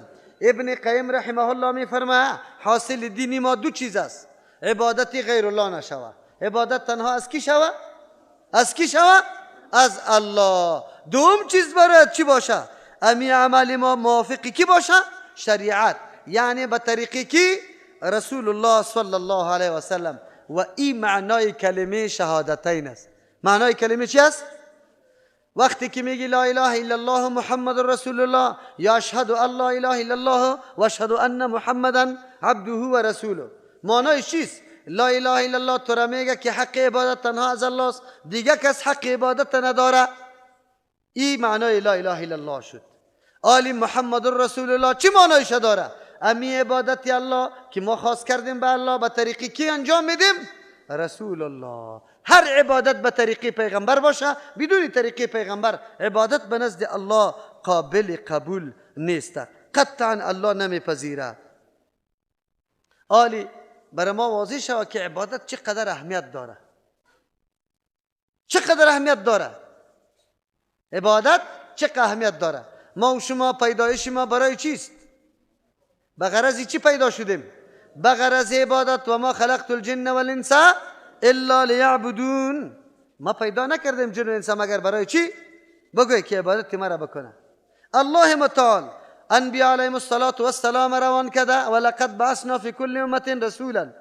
ما روان کردیم در هر جماعت پیغمبره. چی پیام داره به مردم؟ ان اعبدوا الله واجتنبوا الطاغوت. عبادت یک الله را بکنه، اجتناب از چی بکنه؟ طاغوت. هر چیزی که ما غیر الله است اطاعت از او را نکنی، حکم از او را نپذیری. این فلسفه روان کردن انبیاء علیهم السلام است. بلکه فلسفه روان کردن قرآن کریم، پیدا کردن جنت و دوزخ، فلسفه پیدا کردن آسمان ها و زمین، جنت و دوزخ پیدا کردن، سوال و جواب کردن، کلش فلسفه چی است؟ عبادت. این فلسفه عبادت است. الله متعال این کلی کارا را به این خاطر کرده که بندگان ما چه قسم عبادت میکنه یا نمیکنه، با کی میکنه، شریک میکنه یا نمیکنه. از او خاطر مجادله مشرکین ده چیست؟ بگید ده توحید عبادت. اجعل الالهه چیست؟ اجعل نه چی میگفتن؟ آیتا اجعل الالهه الها واحدا. آیا گردانیدن معبودای زیاده یک الله؟ این هذا لشیء عجاب. یک چیزی خیلی تعجب آور است. ما به اعمال خود مختلف تقسیمات داریم. این بوتی ای روز، این بوتی ای روز. 360 بود مطابق روزای شمسی در خانه کعبه چی بود؟ نصب بود. هر روز علایده بود داشت. نعوذ بالله. رسول الله که میگه که یک چیزا عاجز است، هیچ چیز نمیتونه، الله میتونه. این بسیار برش تعجب معلوم میشه. حالا مردم ما را که دعوت به سوی یکتاپرستی و توحید میکنه، برشان بسیار تعجب معلوم میشه. تا دین روزه که تو جوان در مسجد جارو میکردی، خدمت میکردی، در صف اول تکبیر میگفتی، پیسه مولا را جمع میکردی، کلی مردم چی میگه؟ بچه فلانی واری آدم کم پیدا شود. نیک بچه است که پرسان نکن. خو لیکن سر از صبا تو فقط داده میروی منبر بخیز و مردم بگوی که او مردم قبرها چیزی نمیتونه، یا مرده هستن یا بندای عاجز الله هستن. هر کار الله میکنه. یک الله را عبادت کنی، سجده را به یک الله بکنی. ولی چی میگه؟ افسوس بسیار خوب بچه بود ولی خراب شد. ولی چی شد؟ خراب. تا دین روزه تو را احترام میکرد. ولی چی میگه؟ یک روز قیامت دیگر روز که تو عالی از سنت عمل و سنت میکنی، برات میگه این بچه را دیگه نمانی. چرا نمانی؟ اولادی ما را خراب میکنه. ما را خراب میکنه.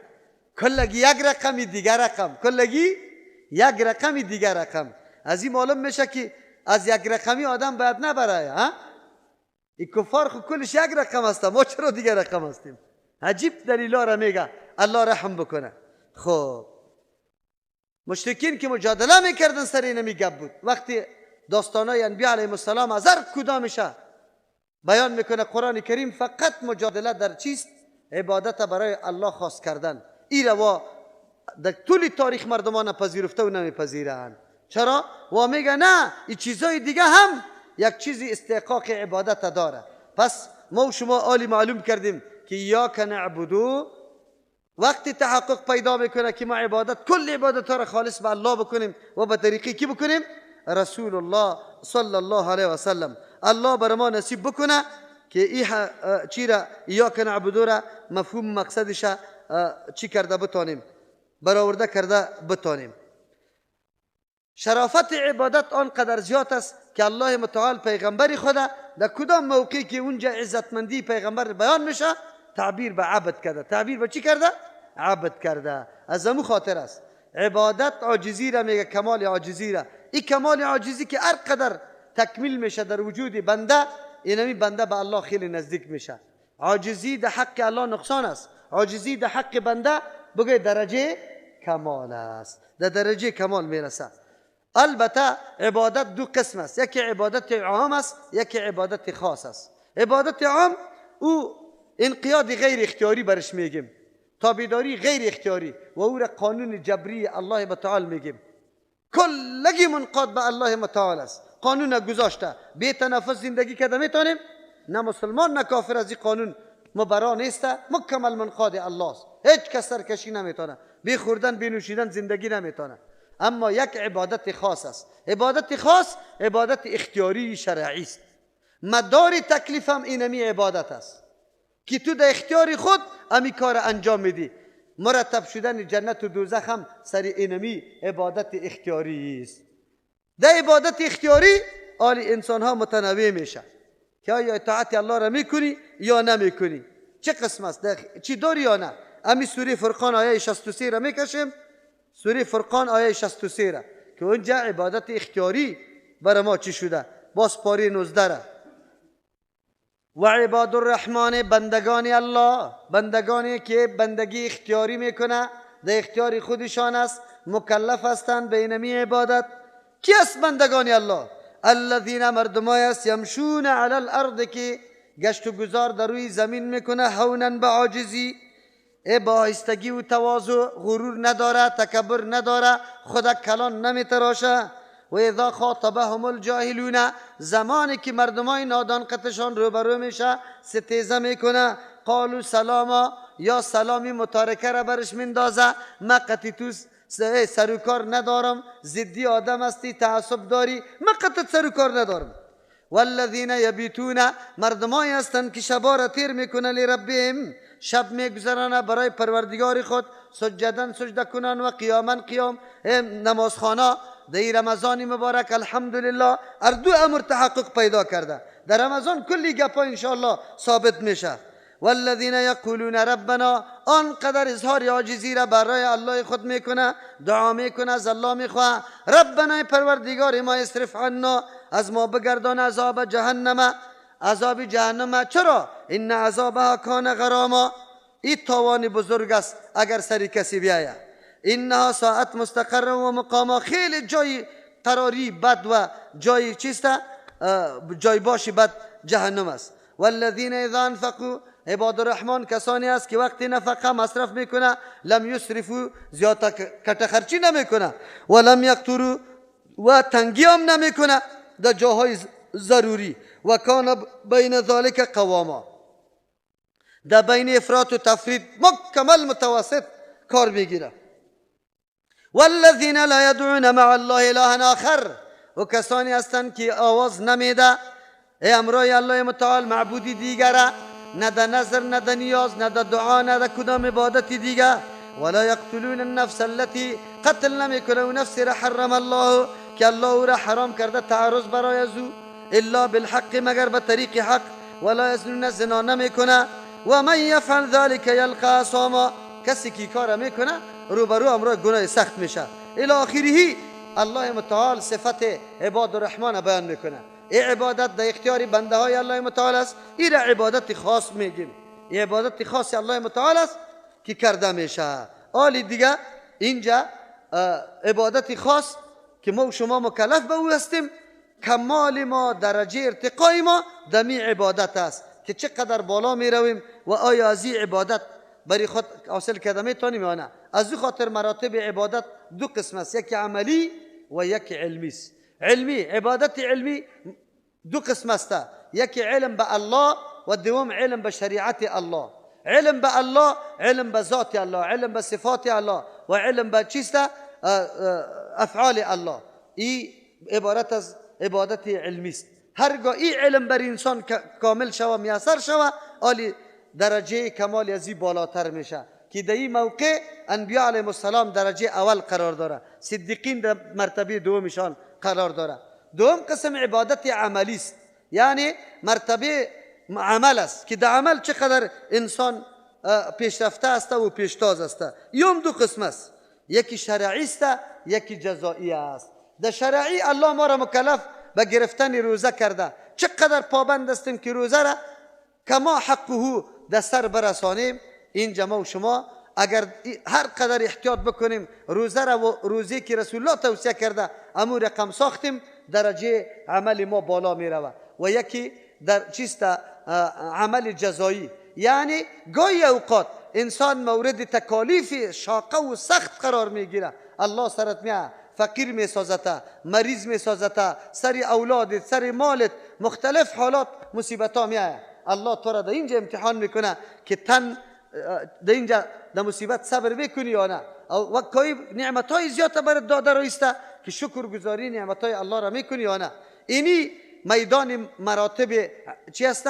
عبادت است که هر قدر درجه انسان بالا میره در عمل یا در علم، امو قدر درجه انسان بالا میره و این میدان رسیدن کمال انسان است که انسان در درجه کمال در خود برسانه.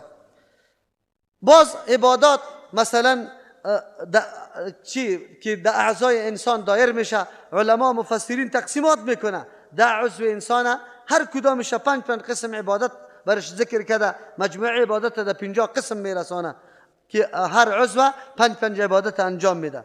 باز احکام عبادت ایره تقسیم میکنه به 5 قسم، به واجب یا فرض که 2 نام داره، مستحب، حرام، مکروه، مباح. این 5 قسم احکام عبادت است. ایاک نعبد، خاص تو را عبادت میکنیم، و ایاک نستعین، و خاص تو را از تو مدد میجوییم. خود استعانت کمک طلب کردن هم عبادت است. پس این ذکر خاص بعد از عام است. وقتی که ایاک نعبدو گفتیم کل عبادت خاص است به الله، استعانت هم از الله میخوایم خاص است، یک جزیش است. چرا این دیگه ذکر میکنه؟ ذکر به خاطر میکنه که عبادت الله را به استعانت الله انجام داده نمیتونه.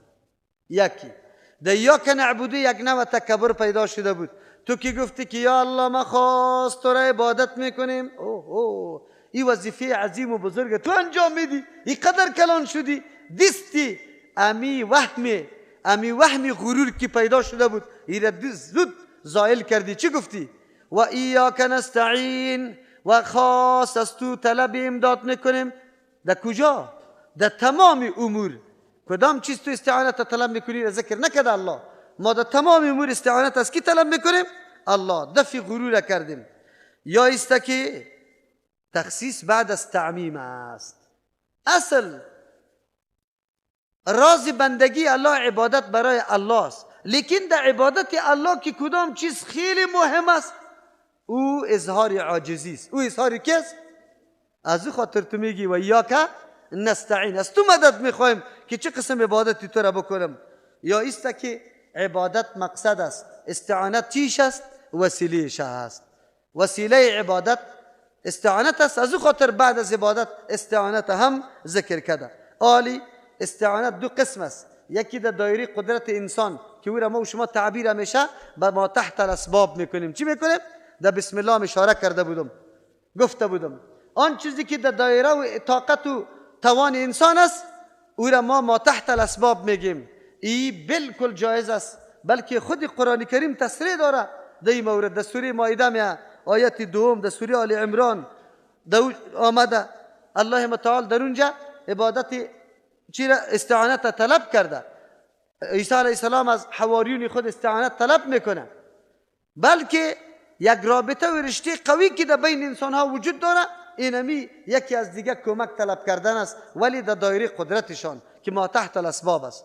یکی که از دایره قدرت انسان بیرون باشه و این را ما و شما میگیم ما فوق الاسباب، یعنی او اسبابی که در اختیار توست قطعی او اسباب این امر انجام داده نمیشه، باید ما فوق باشه. این مخصوصی کیست؟ الله متعال است. از او خاطر سوره انفال میکشیم آیه 10. سوره انفال آیه 10: و ما جعله الله الا بشرا. در میدان بدر الله ملائکه روان کرد به امداد صحابه کرام. اگرچه راجع قولی است که ملائک شریک در جنگ هم نشده، یک تعداد مفسرین همینطور میگه او از آیت هم همینطور معلوم میشه. و ما جعله الله، نگردانید الله روان کردن ملائکه الا بشرا، مگر به خاطر بشارت و خوشخبری که مطابق طبیعت انسانی صحابه کرام یا ربی بینه یک کمی قلبشون قوت پیدا بکنه. ولی تطمئن به قلوبکم، دیگه که مطمئن شوه آرام بگیره به دلهای شما. و من نصر الا من عند الله، نصرت از جانب کیست؟ کدام قسم نصرت هستی؟ نصرت ما فوق الاسباب. نصرت ما فوق الاسباب به هیچ کسی دیگر تعلق نداره. رسول الله میتونه؟ رسول الله موجود بود نمیتونست. ان الله عزیز حکیم. الله خوی ترزاتی است که زبردست است، غالب است سر کلگی، از او خاطر هر کار میتونه. حکیم حکمت والاست، در یک موقع تو را نصرت میده، در دیگر نمیده. چرا نمیده؟ حکمت تقاضا کرده. حکمت خلای تو را پیدا میکنه، الله تو را متوجه میسازه. صحابه در جنگ احد شکست خوردن. چرا شکست خوردن؟ خلا پیدا شده بود، عدم اطاعت یا نگرفتن سخن کی؟ رسول الله صلی الله علیه و سلم. با یک نعملی کردن سنت رسول الله، گپی رسول الله، 70 نفر شهید میشه. چند؟ ایما که صدها سنت رسول الله را نعملی کردن، نه نفرت از پیشش داریم. رفع الیدین تشبیه به دم بی اسپا میدیم. برابر استاده شدن بگویش شاشه کردن شتر تعبیر میکنیم. آمین گفتن بگوی نعوذ بالله صدای مرکب تعبیر میکنیم. و ایرم کی میگه؟ ملا. ایرم کی میگه؟ دستری کجا؟ منبر. ای آدم خیر چی مصیبت برش برسه. انشالله امی قدر بسش است که در روز قیامت امی 3 چیز برش بیاید که رسول الله میشناسی و من نبیو که پیغمبرت کی بود؟ این بدبخت بگوید که نبی چیست؟ محمد صلی الله. این بگوید چی رقم نبیت بود؟ اعمال ازورت تو چقدر توهین کردی؟ یکیش تشبیه بدون بی اسب دادی، دیگه شب استاده شدن پیشاب کردن شتر و دیگه شب بگوید باند زدن گو. خب آفرین، همینطور توهین میکردی سنت پیغمبر صلی الله علیه وسلم. نصرت از جانب الله است. رسول الله در اینجا نصرت امرای صحابه کرام نکرده، نتونسته، فقط دعا کرده. چی کرده؟ دعا کرده. پس استعانت از غیر الله این ما فوق الاسباب شرک است. در حدیث ابن عباس رضی الله عنهما، آل خود مدرسه خورد محفوظات کل طفلان میخونه الحمدلله. پیغمبر علیه السلام در کجا توصیه میکرد؟ به ابن عباس، بابا بچه کاکای خود در سری مرکب سوار هستن، رسول الله برش میگه یا غلام، ای بچه. پیغمبر ببینه نمیگه که تو باش آدمی پخته باشه، کلان باشه، بازی گپ برش بزنم. او بچه است تالی را. پیغمبر برای از او تعلیم میده. ما تو را درس داد اولاد خود در خوردی تعلیم بده ولو که نمیفهمه. دخترک و بچگه که بگو بگو الله چند تاست، انگشتی تا بالا بگی که یاد بگیره که الله یک تاست. در عروسی در هتل که چند نفر بچه را من خستاندم، حاضر شاهد دارم همیجا. اون آجی فیروز تار موجود است، دیگه هم زیاد بود. میگفتم الله 5 تاست یا 6 تا؟ بچه های صنف 5 و 6 و 7 بودن. چی میگفتن؟ میگفت 5 تا. نعوذ بالله. طفل موحد او برد پرسان که در محالتی که گپ زده نمیتونه، گپ زده نمیتونه، خود تو همی قدر بگی که الله چند تاست، انگشت خود چی میکنه؟ بالا میکنه، میگه 1 تاست. پیغمبر در سری مرکب، ابن عباس رضی الله عنه بچه کلان نیست، غلام است، بچه موتوری بچه است، برش میگه یا غلام اعلمک چیست؟ کلمات. تو را یک چند کلمه تعلیم میدم. متوجه میسازه. بچه را خواب بوش و گوشش با خود برابر میکنه. احفظ الله یحفظک. الله را حفاظت کن که الله تو را حفاظت کنه. الله اکبر. حفاظت الله میشه. الله ضرورت به حفاظت داره. نظام و دین الله آمده در این زمین حفاظت کشه. ما حفاظت کردیم. حفاظت کردیم یا ضایع؟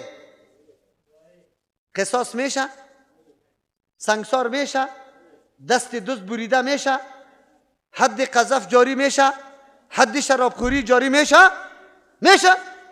سود بند شده، فحاشی و عیاشی بند شده؟ نشده. رسول الله به یک طفل، به یک بچه توصیه را میکنه احفظ الله، حفاظت الله را بکو. خوب پیغمبر مطابق ذهن از او این دستور بر از او میده. بله موت خو نه سنگسار میتونیم نه قصاص میتونیم، لیکن او چیزی که موت میتونیم آلی حفاظت دینی تا تو بکو. او موضوع دین تعلق به حکومت داشت، مسئولیت حکومت بود. او به او حواله شد، انجام داده، جاری کرده، نکرده، پیش الله جواب میگه. لیکن ما تو حفاظت دین الله را بکنیم. نماز خواندن به کی ارتباط داره؟ به خود ما. نماز خواندن، روزه گرفتن به کی ارتباط داره؟ به خود ما. خانه را اصلاح کردن به کی ارتباط داره؟ تلویزیونا چالان باشه در رمضان مبارک یا بالکل رخصت؟ بالکل رخصت باشه. آذانای دروغکی را ما از تلویزیون خوش نداریم، قطعا خوش نداریم. ما او را بند میکنیم، عبادت الله را میکنیم. چرا؟ رسول الله به غلام میگه احفظ الله، حفاظت الله را بکو، یعنی دین الله را مراقبت بکو، لحاظش بکو، در نظر بگی. تو را میگه ای مردکه، وقتی که میروی چطور سنگین حرکت بکو، چه قسم نماز بخوان، چه قسم روزه بگی، چه قسم تلاوت بکو، چه قسم فایدیت به مردم برسه. سیاست از خانه میبره، چه قسم حجاب بکنه، چه قسم سخن بگویه، خنده و مذاق بکنه نه، فیشن بکنه نه. مراقبت بکو دین الله را. احفظ الله، تو حفاظت دین الله را بکو.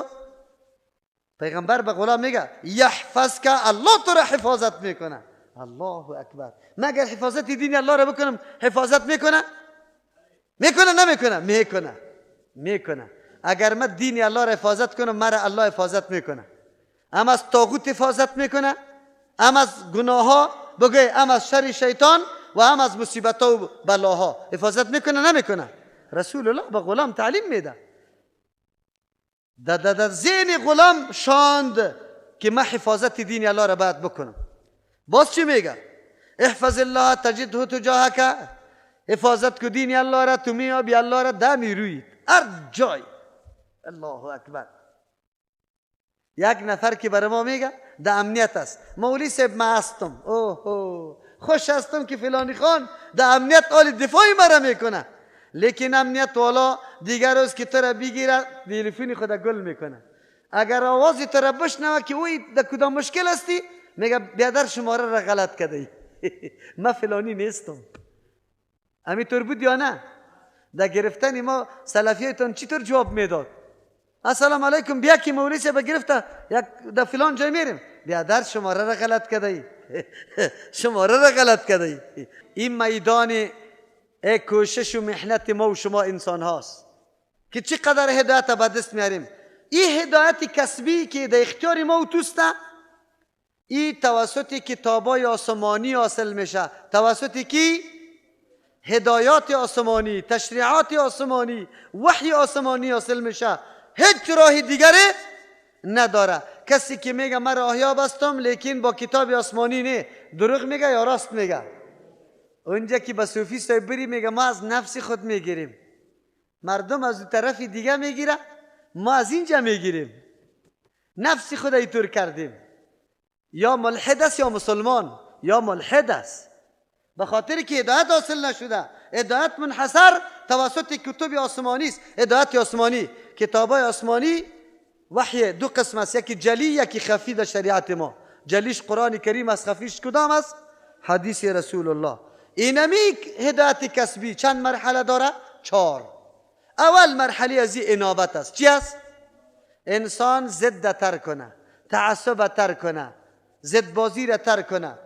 خلاص لا اقل آماده شو که من میرم در ترجمه قرآن کریم در هتل ممتاز محل. این مرحله اول است. اختیاری است و کسبی است، یعنی که غیر اختیاری است. امی که ما همی ضد و بگه عناد تر کنیم در اختیاری ما است یا نیست؟ است. این اول مرحله سی را به نام انابت یاد میکنه. چی یاد میکنه؟ انابت. زمان هدایت نصیب انسان میشه که انابت بکنی، که نباشه هدایت نیست. سوره رعد بکشه. سوره رعد آیت 27. اعوذ بالله من الشیطان الرجیم. ويقول الذين میگویا کسانی که کفروا منکر هستند از دعوت حق، لولا انزل علیه، چرا نازل نمیشه بالای پیغمبر آیتون معجزه فرمایشی ما که ما مطالبه میکنیم من ربی، از جانب پروردگارش. چرا نمیآید؟ وای این پیغمبر که دعوا میکنه چیزی که ما مطالبه میکنیم همون چیز بیاید. الله متعال میگه بهانه طلبی به درد نمیخوره. خود در کوچه حسنی چپ زدن به درد نمیخوره. اگر مطلوبتان معجزه باشه، او معجزه که به دیدن از او باید انسان حق بپذیره موجود است. کتاب الله بزرگترین معجزه پیغمبر که هر کس یک کمی تأمل تفکر در او بکنه دستی میکشانه به سوی خود جذب میکنه. مستشرقین علمایی که گماشته میشه برای از اینکه در کتاب مسلمان ها در دین اسلام بعضی خلاها را پیدا کنه که مورد انتقاد و اعتراض قرار بگیره، بعد از یک مدت مستشرق عالم مستشرق میه مطالعه قرآن میکنه، با جای از اینکه پس بره به کفار خلاها را بگویه خودش اعلان اسلامی ما میکنه. خودش چی میکنه؟ اعلان اسلام میکنه. این کتاب طور کتاب است. شما چی؟ معجزه فرمایشی شما چی است؟ هدفتان حق جویی و حق شناختن است. شناخت حق به قرآن میشه. از او خاطر الله چی میگه؟ گپ دیگه جا است، گپ در اینجا نیست که برای شما معجزه نآمده. معجزه موجود است، بلکه اصلی گپ اینجا است. قل بگو ان الله یقینا الله متعال یضل گمراه میسازه من یشاء، کسی که الله اراده کنه او الله اراده برای گمراهی به کسی میکنه که کدام اسباب و امکاناتی را الله به ای داده برای راهیابی این مرده که او را در جایش استفاده و استعمال نکرده. چشمه برای دیدن داده ای نمیبینه، دلایل حقه. گوشه برای شنیدن حق داده ای حق نمیشنوه. قلب برای تفکر داده ای فکر نمیکنه. آماده نیست. سخن تو را نه در این مجلس میه، نه سخن تو را میشنوه و نه در گپای تو تأمل میکنه که همین چی گپا میزنه مضر است یا مفید است، به نفع است یا به ضرر است. تأمل هم نمیکنه. و یهدی الیه و هدایت میکنه به سوی خویش الله متعال من کسی را یونی من اناب، و کسانی را که انابت میکنه. انابت والا مردم کیست؟ الذین آمنو، کسانی که ایمان میاره تسلیم میشه به حق. و تطمئن قلوبهم، مطمئن میشه دلایشان به ذکر الله. دلیل قرآن که ذکر شوه باز دیگه شک و تردد قطعا باقی نمیمانه. دلیل قرآن که ذکر میشه در ترجمه قرآن میایه، باز هم که بیرون میبره به زور آورده ایشه تو بیا خیر است یک روز در ترجمه قرآن بیا. اینجا در ترجمه قرآن هم آمده، آیاتا هم شنیده، پس که میبره دوست از پیش پرسان میکنه چطور بود؟ ولا یک کمی وابی معلوم میشه. ولا یک کمی وابی معلوم میشه. انابت وجود نداره. انابت چرا؟ انابت در کسی وجود داره که به حق تسلیم میشه. قلبش، همین قلب آدم که به سخن الله مطمئن نشوه به دیگه سخن مطمئن میشه قطعا شده نمیتونه. از او خاطر میگه الله خبردار به ذکر الله، به یاد الله، یعنی به یاد دلایل الله که الله دلایل ذکر بکنه تطمئن القلوب، دل آدم آرام میگیره. مولا صاحب که مسئله را بیان کنه تا وقتی که نگویه که الله اینطور گفته قلبت متردد است، پریشان است، یعنی که مطمئن متردد است. این سخن از شکمی خود گفته، از خواهش خود، یعنی که وقتی که بگوید قال الله تبارک و تعالی و قال رسول الله صلی الله علیه و سلم، قلبت چی میشه؟ به اطمینان پیدا میشه. به اطمینان پیدا میشه. اول مرحله از هدایت کسبی اختیاری چیست؟ انابت، ترک ضد و عناد. عناد و ضد ترکو، بیا سخن بشنو. سخن چی کو؟ بشنو. مرتبه دوم بعد از اینکه انابت برات حاصل شوه، مرتبه دوم چیست؟ وصول است. وصول میرسی طرف امازو بازار حرکت میکنی. عناد ترک کردی، صوبکی از خانه حرکت کردی، طرفی که ترک کردی حالی میگی که والا ترجمه قرآن است یک دفعه بشنوم شد، حالی دیگه حرکت میکنی میایی. سوم مرتبه میرسی استقامت. اینجا که در ترجمه آمدی وقتی آیت قرآن شنیدی قلبت مطمئن شد، حالی اعمال سابقه یک دم هدر، بربادی، پشیمانی، میگی الحمدلله که امروز آمده بودم، اگر در این مفکوره باقی میماندم جایگاهیم کجا بود. یک درو شکر کشیده رویستی بیرون. حالی که اونجا رفتی در خانه، مادر جان اینطور نگو که یا سخی صاحبی شرک است. خب یک روز رفتی، من خبر شدم که ترجمه فلانی رفته ای، وابی شده ای بچیم. پدر پسک شروع میکنه، این بچگک خو امروز گمان میکنم کدام جای رفته امروز برای من میگه که یا سخی صاحب شرک است. من گفتم که برو سردرد از تاویز بگی، میگه نه این چیز به درد نمیخوره، شفا الله میده. حالی چی طور کنیم؟ حالی خب ما تو را نمیمانه. پدر اینی قد چشما را سرش میکشه. او بچه او اگه دیگه رفتی پایت میده میکنم. وابیگک خدا اینجا جور نکن. چی طلب داره حالی؟ استقامت طلب داره. سوم مرتبه است، کسبیست. چی طلب داره؟ بکشی حامیم از سجده را. سوره حامیم از سجده را بکشی خیر ببینه. به نام فصلت هم یاد میشه. آیت 30 را پاره 24 است انشاءالله. نمبر سوره هم 41 است. الله می فرماید ان الذين یقینا کسانی که قالوا گفتن، جرمشان چیست؟ قالوا گفتن ربنا الله، رب ما کیست؟ مالک متصرف مصلح مدبر تربیت کننده ما کیست؟ حاکم تشریعی ما کیست؟ الله. امی گپا که گفتی آلی بگوی بری خود غم وار کردی دیگه. تا دیر روزه که خاکای قبرا را میخوردی خب آدم بودی. آلی که خاکی قبر نمیخوری بدستی. ان الذين یقینا و کسانی که قالوا گفتن ربنا الله، رب ما الله است، اقران به زبان میکنه، تصدیق به قلب میکنه، کوشش میکنه قطع اعضای خود که عملش مطابق باورهای خود و اقرار خودش باشه. ثم استقاموا، عقیده توحید همونطور نگاه نمیشه، استقامت کار داره. آدمی زندار پدر چی میگه؟ زنی تا بگی دیگه در این خانه جای نداری، ما وهابیا جایشی جنیست. قوم برات چی میگه؟ در مردیت آمده نمیتونیم بیا درک، تو میدانی مردیت. این گپاش رو میشه. در مسجد کی بری دعا نمی کنی، اجتماعی بدعت نمی کنی، همینطور بد همینطور تیز سرت سعی میکنه، تو میگی همیالی قطی مرمی میزنه تا باز پسک کلا را شور میده، باز میره قطی ملایک پسک میکنه، باز یکیش به ریش سفید دور میخوره. بسیار دوست دارم تا، لیکن همین مردم سخت مخالفت شده. فکر تا بگیری اگر دیگه ایش نبیایی خوب است، خوب در مسجد نبیایی، در مسجد در نماز نمیمانه تا خبر داری نه. ثم استقاموا، بعد از استقامت اختیار کرد، تتنزل علیهم الملائکه، آلی ملائک پایین میشه بالای تور مردم. برای چی پایین میشه؟ ایره بشارت میده. اونجا قوم گفته مرده زنده از ما جداستی، ما قطعی تو سلام و کلام نداریم، در مسجد ما در نماز نبیایی، خلاص میکنه. تا خود تنها فکر میکنی یا نه؟ هر طرفی تسعی میکنی. پدرم قطعت مخالف، کاکا ماما و خاله و عمه کلگی. غمیشه داری یا نداری؟ قرآن برات چی میگه؟ قرآن برات چی میگه؟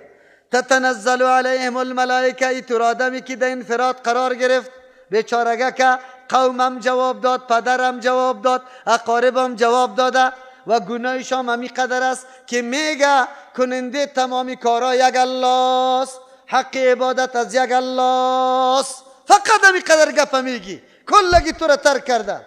راپورای تا داده رایسته، یک نفر وابی پیدا شده معاش از انگلیس میگیره، این بیچارگه کرایه موتر به ترجمه نداره. خو یادت باشه، غمگین نشو. الله تخافو، برات میگه نترسی قدر مردم یک طرف شده، تهدید کرده رایسته. اگر تو از این تهدیدا بترسی، یک نفر چطور میگه؟ مولوی صاحب جنجال برم جور شده، والا چطور کنم؟ مگه چطور میکنی؟ اما قسم سابق واری قطعزیو، مگه قسم سابق واری قطعزیو شو. الله از این نعمت تو را چی کرده؟ محروم کرده. الله برای تو روان میکنه، برات توسط ملائک برات بشارت میده. الله تخافو، نترسی از تهدیدهای مردم، از گوشهگیری مردم. ولا تحزنو، غمگینم نشوی که مرا نماند، اینجا عبادت نمیتونم. سرزمین الله بزرگ است، بزرگ است. از این مسجد منع کرده تا میری نماز جمعه در کمپانی میخوانی. راستی تا بگو که چه رقم نماز شد، تبدیل به کدام نماز شد؟ اینجا تو تراویح نمیخوانی، اونجا میری، الله برات میده. بله در مسجد جماعتی زفت و پروت نمیکنی، در خانه به اطمینان، هنوز یک کمی عاجزیگه که غربت در قلبت میه که تا ناستم گریانی تام در نماز میه. این نمازی تو و اون نمازی که در مسجد پشتی ملای زفت و پروت میخواندی زمین آسمان فرق داره. و ابشروا بالجنت، ای تکلیف برای خود بدل و عوض داره. بدل و عوض یزی چیست؟ و ابشروا بالجنت، خوشخبری براتان داده میشه، خوش بسازی خدا به او جنتی که کنتم توعدون. دوستایم گم شد تالی رو دوست کلگی از ما رو گردان شده. الله برات میگه نحن اولیاؤکم، ملائکه میگه برش اعلان کو، به دوست اعلان کو، نحن اولیاؤکم فی الحیات الدنیا و فی الاخره. او دوستی زندگی دنیای بود تنها، او رام گاهی به درد میخورد گاهی نمیخورد. ما دوستای توستیم ام در زندگی دنیا ام در آخرت. ولکم فیها ما تشتهی انفسکم، در اونجا برای شما چیزی که دلت میخواه موجود است. ولکم فیها ما تدعون، برای شما چیزی که ادعا داری بیا درکم.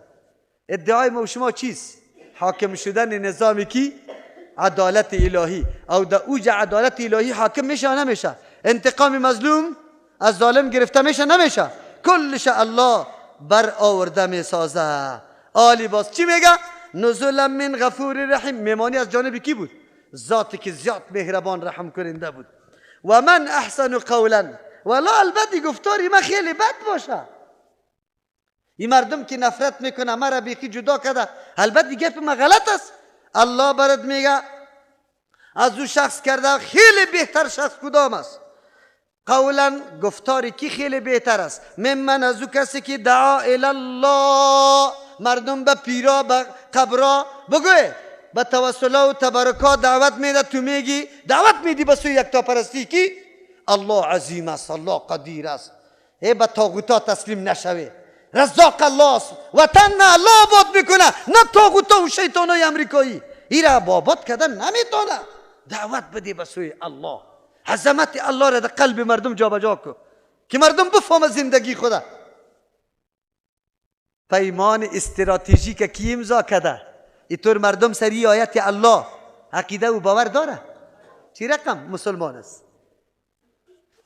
اگر امریکا را جواب بدیم ای پایای پلیت و نجسی از یا از سرزمین پاکی ما جمع شوه، ما را پاکستان و ایران نمیگذاره. تو غیرت نداری که پاکستان و ایران را جواب داده بتونی؟ دیگه وقتا خوب میگی ما سینه حاضر است، سینه حاضر است، جواب داده میتونیم. خو اینجا هم جواب بدی دیگه. یعنی که نوکری را از گردن تو سینه میکنی. کدام میکنی؟ و من احسن قولا، کیست خیلی بهتر از نگاه گفتار تقریر؟ من از او کسی که دعا الله، دعوت میده به سوی الله متعال، و عمل صالحا، معزه لافوک نیسته که در زبان لاف بزنه، و عمل عملا صالحا. این نقطه متوجه کیست؟ شما بگو ما. این نقطه متوجه کیست؟ لاف نزنید، در عمل باید سلفیتتان واضح شود که در منهج سلف روان است یا نه. عقیده تان امیر رقم که قرآن میگه پخته است یا نه، در مقابل تمام امور امیر رقم پختگی داره یا نه؟ عظمت الله در قلب ما جا داره. و قال اننی من المسلمین، دل بازی را یاد نداریم، نه داوای نفی داریم، نه شافی، نه مالکی، نه حنبلی، نه سلفی من حیث گروه. چی میگم؟ اننی من المسلمین، ما از جمله کیستیم؟ مسلمان. امو اسلامی که رسول الله آورده، اسلامی که رسول الله آورده به کدام منهج است؟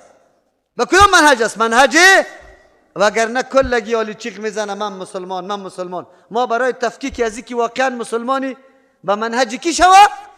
سلف. این مسلمانی به منهج سلف کدام مسلمان است؟ مسلمانی زمانی بگوی رسول الله صلی الله علیه و سلم. 3 مرحله شد. یه نابت کردی، ترک ضد و عنایت کردی، در ترجمه آمدی موحد شدی، پس که رفتی هیاهوی شروع شده در مقابلت. خدا وصل کردی نه؟ که وصل کردی ضرورت به استقامت داری. کو بگردان خدا، از این گوش بشنو، از این گوش برآیه. که وابی گفت بگو بیا که دهنه کی تا بوسه کنم، الله برات اجر بده. یک دفعه دیگه هم بگو، یک دفعه دیگه هم بگو منسوب به سوی وهاب. من خیلی آدمی چی شدم؟ بگو الهی شدم. منسوب به سوی الله. وهاب صفتی کیست؟ الله هست. خفه نشوی. باز 4 مرتبه جنجال ها خیلی زیاد شد. اینقدر جنجال است که پرسان نکن. جنجال ها چی میکنه؟ آدم پخته میسازه. چی میسازه؟ چی میسازه؟ پخته. این مرحله چهارم است، آخری مرحله کمال انسان است. نقطه آخری و قله آخری کمالات انسان نمیسته. ایره ربط القلب میگه. چی میگه؟ دل دیگه بسته میشه سری توحید الله، گره میشه، گره که مردم میایه که تهدید میکنه تا که بندی خانه برد باز میکنه، که میزنه تا که لط میکنه تا تو میگی ربی الله احد احد چیخ میزنی، میکشم تا بکش. ما شاهد صحنه های هستیم که به قاضی امیطور میگه قاضی چرا این قدر سوال و جواب دور دراز میکنی؟ فیصله کو ده حقم که چی شوم؟ اعدام شوم. اینطور مردم پیدا میشه. این ربط القلب میگه. ربط چی میگه؟ قلب میگه. صحابه در دیگ جوشانده شده توحید اعلا کرده. صحابه سمیه و یاسر اردوش زن و شوهر است، در شطرا بسته شده توحید ترک کرده. صحابه کدام میاییم این ربط القلب میگه. سوره کهف بکشه، سوره کهف بکشه که اصحاب کهف حالاتش بیان کنیم. کدام مردم بودن؟ چه امتیاز داشتن که الله اینقدر توصیفی از یار در قرآن خود کرده رایسته؟ یا مقلد بودن یا غیر مقلد؟ براتان واضح شوه. سوره کهف آیت 13 نحن نقص علیک، الله متعال می فرماید میگه ما بیان میکنیم بالای توی پیغمبر صلی الله علیه وسلم نبأهم سخن یا قصه داستان اصحاب کهف بالحق مطابق واقع، چیزی را بیان میکنیم که حقیقت داشته باشه، امور خیالی نباشه، خود ساخته نباشه، که حقیقت نداشته باشه. کدام مردم بودن؟ یا انهم فتیتون، یا جوانا بودن. جوانا بودن. الله متعال از جوانا مطالبه میکنه. خب پیر صاحبا خود تیر شده، سالا دست پیر صاحب بوسه کرده، آلی که برش میگی نارواست میگه مرا وابی جور میکنه. تو را میگه جوان. انهم فتیتون آمنو بربهم، یا جوانانی بودن که آمنو بربهم ایمان بر رب خود آوردن، ایمان به طاغوت به پاچا ترک کردن، اول نابت کردن، تقلید نکردن. قوم برآمده در میله در میدان، مثل که ما و شما روزای جشن داشتیم، در یک جای جمع می شدن، رسم گذشت توی گپا می شد. این همی قسم مراسم مذهبی بود. قوم جمع شده، کسی آتش پرستش میکنه، کسی مهتابه، کسی آفتابه. جوانای با فکر با اندیشه، دنبال رو نه. جوانایی بگوی ذهن افروخته، در گرفته، شعله فکرش در حالت افروختن است. یا فکر میکنه که چیزایی را یا عبادت میکنه چی نفع داره و چی ضرر داره، یا خود قابل پرستش نیست. از جماعت یک نفر جدا میشه، در دشت مردم مراسم انجام میده، یک دانه درخت تو طرف موجود است، یک جوان در زیر درخت میره، 2 3 4 5 6 7 جوان، هر کدامش در زیر درخت رفته، لیکن هیچ گپ ظاهر نمیکنه. چی گپ است؟ یکیش گفت او برادرها، یک انگیزه ما و شما را وادار ساخته که از مجموعه مردم جدا شدیم. چی انگیزه است؟ من خود انگیزه خدا بیان میکنم، انگیزه خدا ای جوان بیان میکنه. گفتم این عملی که قومی ما انجام میده خلاف عقل است، خلاف نقل است، وجدان نمیپذیره. از او خاطر امی عمل امی کردار قطعا خوشی من آمد اینجا آمدم. ششی دیگه چی میگه؟ الله تر خیر بده، امی هدفی ما، امی انگیزه را مام داریم. خوب مام داریم، بیایی که 7 نفر شدیم دیگه عالی. چی کنیم؟ این ملت خود گمراهی و تاریکی قرار داره، ما چی تدابیر بگیریم؟ شروع میکنیم عبادت از یک الله بکار است، ذاتی که دنیا را پیدا کرده ای بکار است، نه ای که ما دنبال روی مردم باشیم. بچه‌ای هستند که کمی تحصیل یافته است، بچه‌های وزیرا و رئیساست، چشمشان باز شده، این طرف و طرف رفت و آمد کرده، یک کم کم در ذهنشان خطور کرده، که رب این چیزایی که یا پرستش میکنه این رب شده نمیتونه. آلی که 7 نفر شد جماعت شدن، آلی میگه دعوت آلی باید ما ترک نکنیم وگرنه گناهگار میشیم. شروع به دعوت، شروع شد دعوت. رفت دربار پادشاه شیطانی رسید که اینجا 7 جوان است برادر، تمام روز اینجا در مسجد طاقت مردم جار جنجال داره. میگه این زیارتی چیز نمیتونه. اولیاء الله عاجز هستند، بندگان نیک الله است، توحید الله فرض است. اینی کارا را کرده رویسته. الله متعال در نقش قدمی از ما و شما را هم بگردانه ان شاء الله. جواناستین امی کارا را در منطقه و معاشره تان میکنی یا نمیکنیم؟ دعوت میکنیم که ای مردکه حنفی و شافی و بگوی مالکی و حنبلی را بگذار، محمدی شو. کی شو؟ محمدی شو. دین رسول الله را ما کم بگی. و امی توصیه 4 امام هم است. امی توصیه کیست؟ و امی امام هم محمدی بودن یعنی کدام شق دیگه محمدی بودن. شیطانی میرسه. شیطانی رسید یا نرسید؟ شیطانی میرسه. یک ملا پیدا شده مردم اینطور دعوت میده. کجا دعوت میده؟ سلفیت. از ما سوال میکنه سلفیستی؟ ما گفتم بله. ولی معنای سلفی کدام است؟ دل طایفه نه، یعنی عقیده ما، عمل ما به منهج سلف است، فهمم به فهم سلف. گفت نه در 4 مذهب چیستی؟ ما گفتم در مذهب محمد رسول الله صلی الله علیه وسلم، امام اعظم، بزرگترین امام، کسی را که انبیاء علیهم السلام هم امامت داده. کی را امامت داده؟ انبیاء علیهم السلام. نه ما 4 مذهب میگم. ما گفتم 4 مذهب قبول دارم، آن چیزی که موافق کتاب الله و سنت رسول الله. خود دیگه گپیش همینجا میمونم، دیگه را بیان نمیکنم. صحیح؟ خب این قدرش بیان میکنم. میگه امام اعظم رحمت الله علیه قدر خدمت کرده، دینی قدر کجو پیش داره که پرسان نکو. این امام اعظم رحمه الله برای ما دین آسان ساخته. سعی کو آب کی نباشه تیمم برای ما روا کرده. این دوڑی خور تالی را نمیفهمید که تیمم الله روا کرده امام اعظم. این حال شما فیصله کنید که امام اعظم در معاشره ما کدام حیثیت داره؟ حیثیت الله را یا حیثیت یک عالمه؟ مردم حیثیت الله برش داده. حیثیت الله برش داده. این در مستوای بزرگ دولت این گپ شده. خب حال دیگه بیا که یک نفر همیقه نفهمه که روا کننده تیمم کیست. خب الله چی میگه؟ انهم فتیه آمنوا بربهم، یا انابت کردن، تقلید کرکرانه نکردن، در قلبشان جا دادن که این عبادت قابل این عبادت نیست، عبادت از یک الله میشه. وصل کردن خدا. آمنو وصل است، مرتبه وصل است. و زدناهم هدا، وقتی که وصل شد الله میگه ما هدایت زیاد کردیم، استقامت نصیب کردیم برش. بعد از او چی چل شد؟ بعد از استقامت و ربطنا علی قلوبهم، ما کم بستیم عقیده توحید الله را به دلهای ازیا که آلی به انبور بکنی و دور نشوه.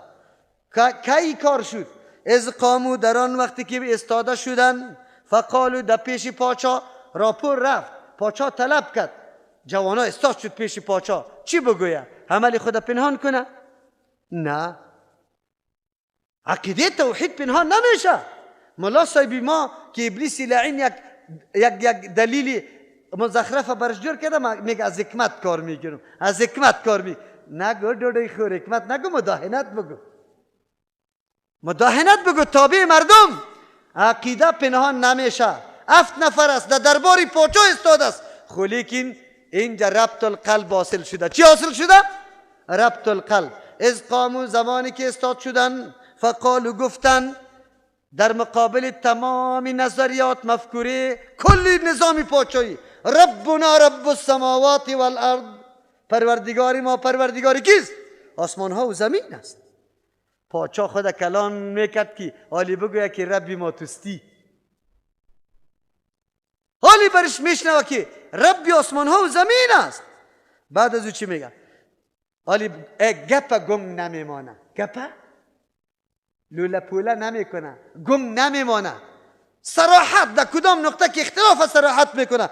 لن ندعو من دونه الها غیر از الله، کسی را ما نه عبادت میکنیم، نه آواز میدیم، نه در مشکلات خود برش صدا میزنیم. لقد قلنا، یقینا گفته باشیم، اگه این کار کرده باشیم، اذن شتتا، گپی خلاف عقل گفته باشیم. صراحت اعلان کردن. ای از ایمان میشه یا از بگوی بزدلی؟ ایمان میشه، شجاعت پیدا کرده، ایمان در قلبا بسته شده، ترس نداره که این نظام طاغوت است، مرا میگیره در جل مندازه، مرا میگیره بگوی آلی دستی بندی میکنه میکشه مرا. گپ حق هر جای بری خود چی داره؟ بگوی هیبت داره. چی داره؟ به الله قسم هیبت داره. موسی علیه السلام که سخن میگفت، امو فرعونی که عجیب پاچایی داره، پیشابش جر جر جر میرفت و تر حق بیان شود. اگر واقعا سری دینت بود یقین به الله بکنه، آوازتان بمی اتم است. آوازتان چیست؟ بمی اتم است. ای بچه آلی پاچا باید می دستی رو ادام میکرد، ترسید بیچارگک، لرزه گرفته بود. چه وقت داد برش؟ چی داد؟ وقت داد که بری تا اینمی وقت پس بگردید در دینتان و اگر نماندنیتان نیستیم. یا آمدن ما بین خود مشوره کردن چی کنیم؟ آلی میتونیم؟ گفت نه، الله متعال تا اینمی موقع را ما را مکلف به دادن دعوت مکلف کرده بود. آلی چون جان ما و ایمان ما در خطر است، نشوه جان شیرین شود در وقت تعذیب، در وقت شکنجه، نعوذ بالله دین بگذاریم جان برای ما شیرین شود. از او خاطر ما باید به دین خود فرار کنیم. در حدیث رسول الله میاد اینطور زمان میاد که یک نفر به دین خود فرار میکنه و بیخی ریشه یک درخت بگه محکم میگیره، در کوها میروه. اینطور زمان سر ما و شما آمده رو است. زندگی کرده نمیتونید در مجموع در اجتماع غیر از فساد و بیدینی و شرک دیگه چیزا نمیبینی. به دین خود فرار کردن. در کجا فرار کردن؟ در غار. از او خاطر رو چی میگه؟ اصحاب کهف میگه. خب آلی پاچا چی میگه؟ شما افدانه جوانکا تیسایی که یا کلشان از عربستان چی میشه؟ انگیزه گرفته به خارجا کار میکنه، تو سر چشما را میکشه. همین گپا را میگه ها این قوم هستی که این کلی قوم شما را چی میگه روزه؟ این کلی قوم گمراست یا کلش مشرک است. همینطور میگه نمیکنه نه چشما را میکشه. این بابا و اجدادتون گمراه تیر شده. یا چی جواب داره برشان؟ جوانا هاولای قومنا، این همی قومی ماست که بچهش میسر میبینه که بچه چیزا سجده میکنه، ربی خود چی را گرفته؟ اتخذو من دونی، جور کردن گرفتن به غیر از الله آلهتن معبوداره. حالی که گرفت البته حق باشه و برادر، حق وقتی میشه که سند داشته باشه. یک سخن یک کار زمان حق میگرده که سند و دلیل داشته باشه.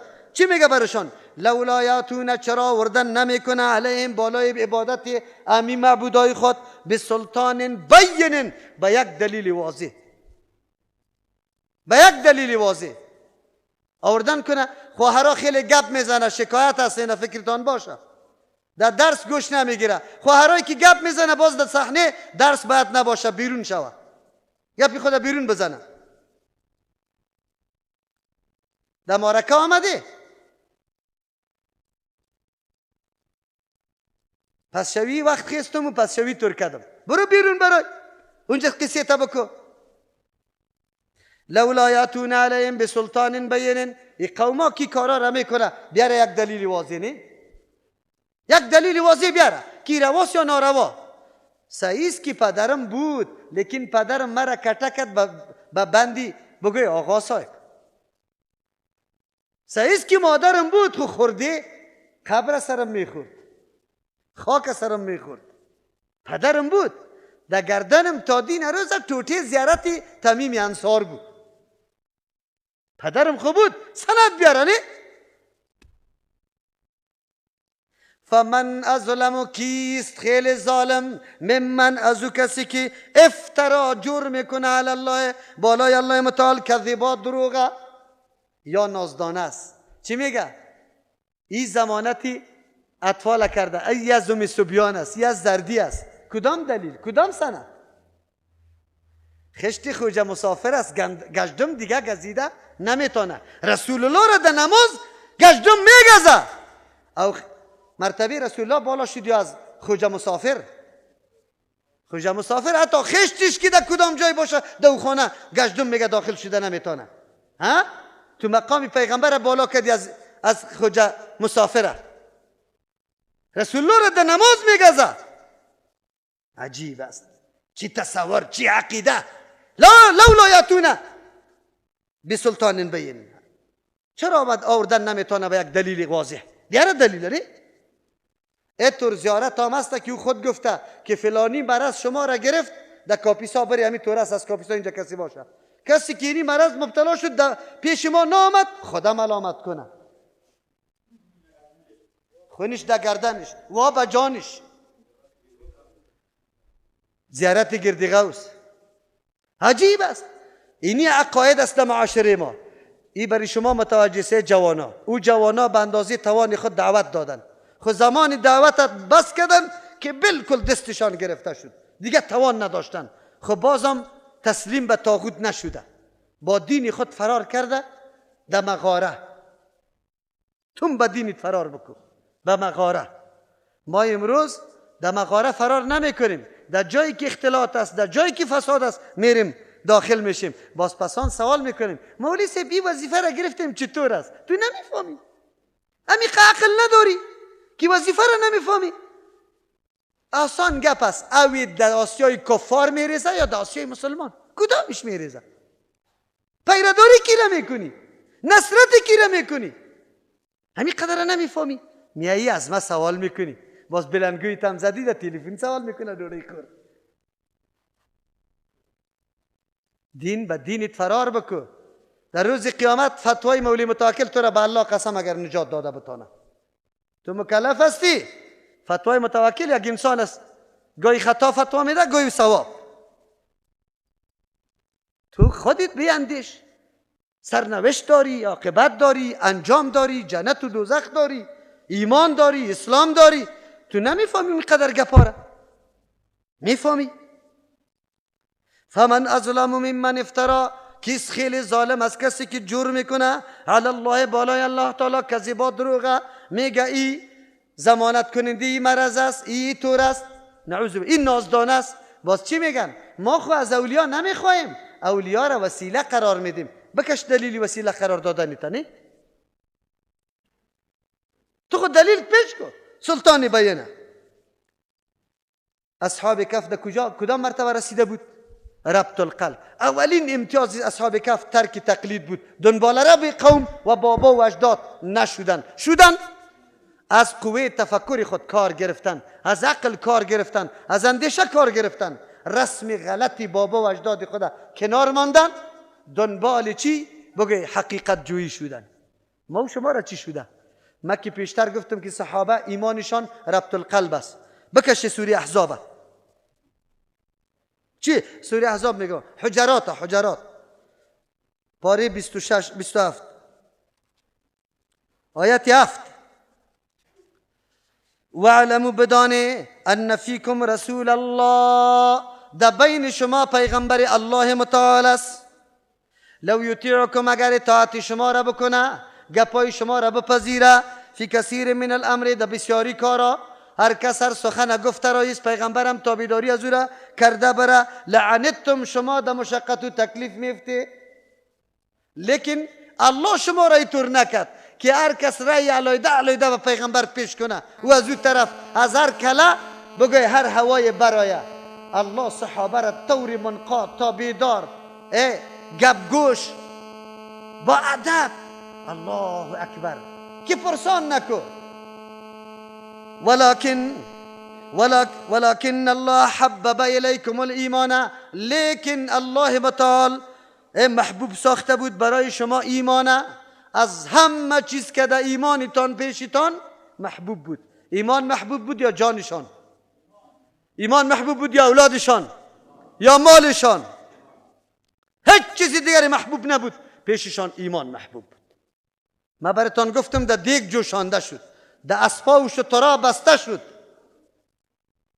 گشتن از دین خود، از عقیده خود. ابو سفیان که هرقل پرسان میکرد، گفت کسایی که گرویده عقیده رسول الله شده کدامی پیدا شده که او قدر تر کرده باشه؟ ابو سفیان سرسختترین دشمن در او زمان در مقابل رسول الله بود، لیکن دروغ گفته نمیتانست. سند پیش تانست که یک نفر بازگشته از دین، نگشته از دین. باز چه الله میگه؟ و زینه فی قلوبکم، ایرا مزین ساخته، ایمان وار مزین چیز در قلب صحابه دیگه چیز نبود. این عقیده وار مزین چیز در قلب ما باید دیگه چیز نباشه.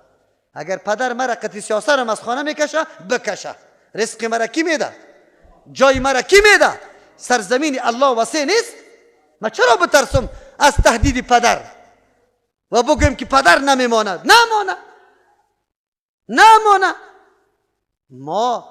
ما عمل به سنت رسول الله میکنیم، لنگای ما در لرزه است. در این قدر کثرت، در این قدر چرا شهامت از دست میدیم؟ دین ما محبوب بر ما باشه، از همه چیز کرده. و کره الیکم الکفر والفسوق والعصیان. الله الله متعال منفور گردانید کفر برایتان، والفسوق نافرمانی از اطاعت چی؟ فسق فجور کارای بدکاری را، والعصیان نافرمانی را. در قلب شما این چیز خیلی منفور بود. صحابه یک عمل ادنا خلاف الاولا را انجام میدادن، بسیار خفه می بودن، بسیار خفه و خسته. ما بگوی گناه ها میکنیم به اندازه بالی پشه برای ما معلوم نمیشه. در حدیث بی طور میآید پیغمبر صلی الله علیه و سلم میگه شما در زمانی قرار داری که ادناترین خردترین گناه به پیش به نظرتان چیست؟ بسیار بزرگ است، کوواری میشماره. اینطور زمان برسه که کوواری گناه برابری پشه برش معلوم میشه. امروز سود میخوره لیکن میگه والا مولی سه من دیگه سر کار ندارم، ماموریش هستم، کامپیوتر فقط حساب و کتابش جمع خرج دارم. مولایش باز چی میگه؟ مولی سه من امامت درشان میکنم. این دوڑی خور چی رقم امامت میکنی؟ یه عظیم گناه را به اندازه چی بالی پشه اطاعت غیبت مسلمان ها و مجاهدین کردن، اطاعت طاغوت ها را کردن، این برش آسان گپ است. الله در قلب صحابه این چیزا را منفور کرد. اولئک هم الراشدون. این مردم ها چی بودن؟ راهیاب بودن. اینیا ربط القلب حاصل شده بود که قطعا تاریخ ثابت کرده نمیتونه کسی مرتد شده باشه ولی مسلمانی واقعی باشه. ایمان در قلبشان جا گرفته بود.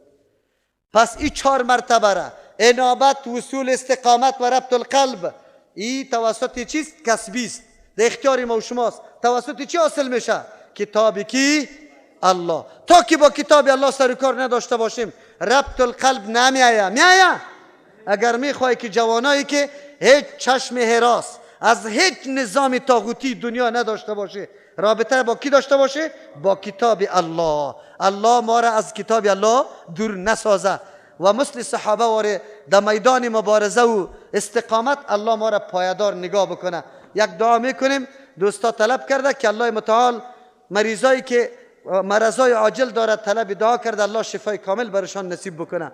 الله از هر قسم امراض مسلمانان را نگاه بکنه. پروردگار ما را محتاج کفار نگردانه. در تمام عرصه های زندگی ما الله عزت و حشمت و آبرو و عفت مسلمانان را در حفظ و امان خود نگاه بکنه. پروردگار دشمنش در مقابل مسلمانان در هر جای ذلیل و خوار بگردانه. الله متعال اتفاق مسلمانان را برقرار بگردانه و ما را به این عقیده صافی که صراط مستقیم است و توسط کتاب الله متعال حاصل میشه الله بر ما نصیب بگردانه.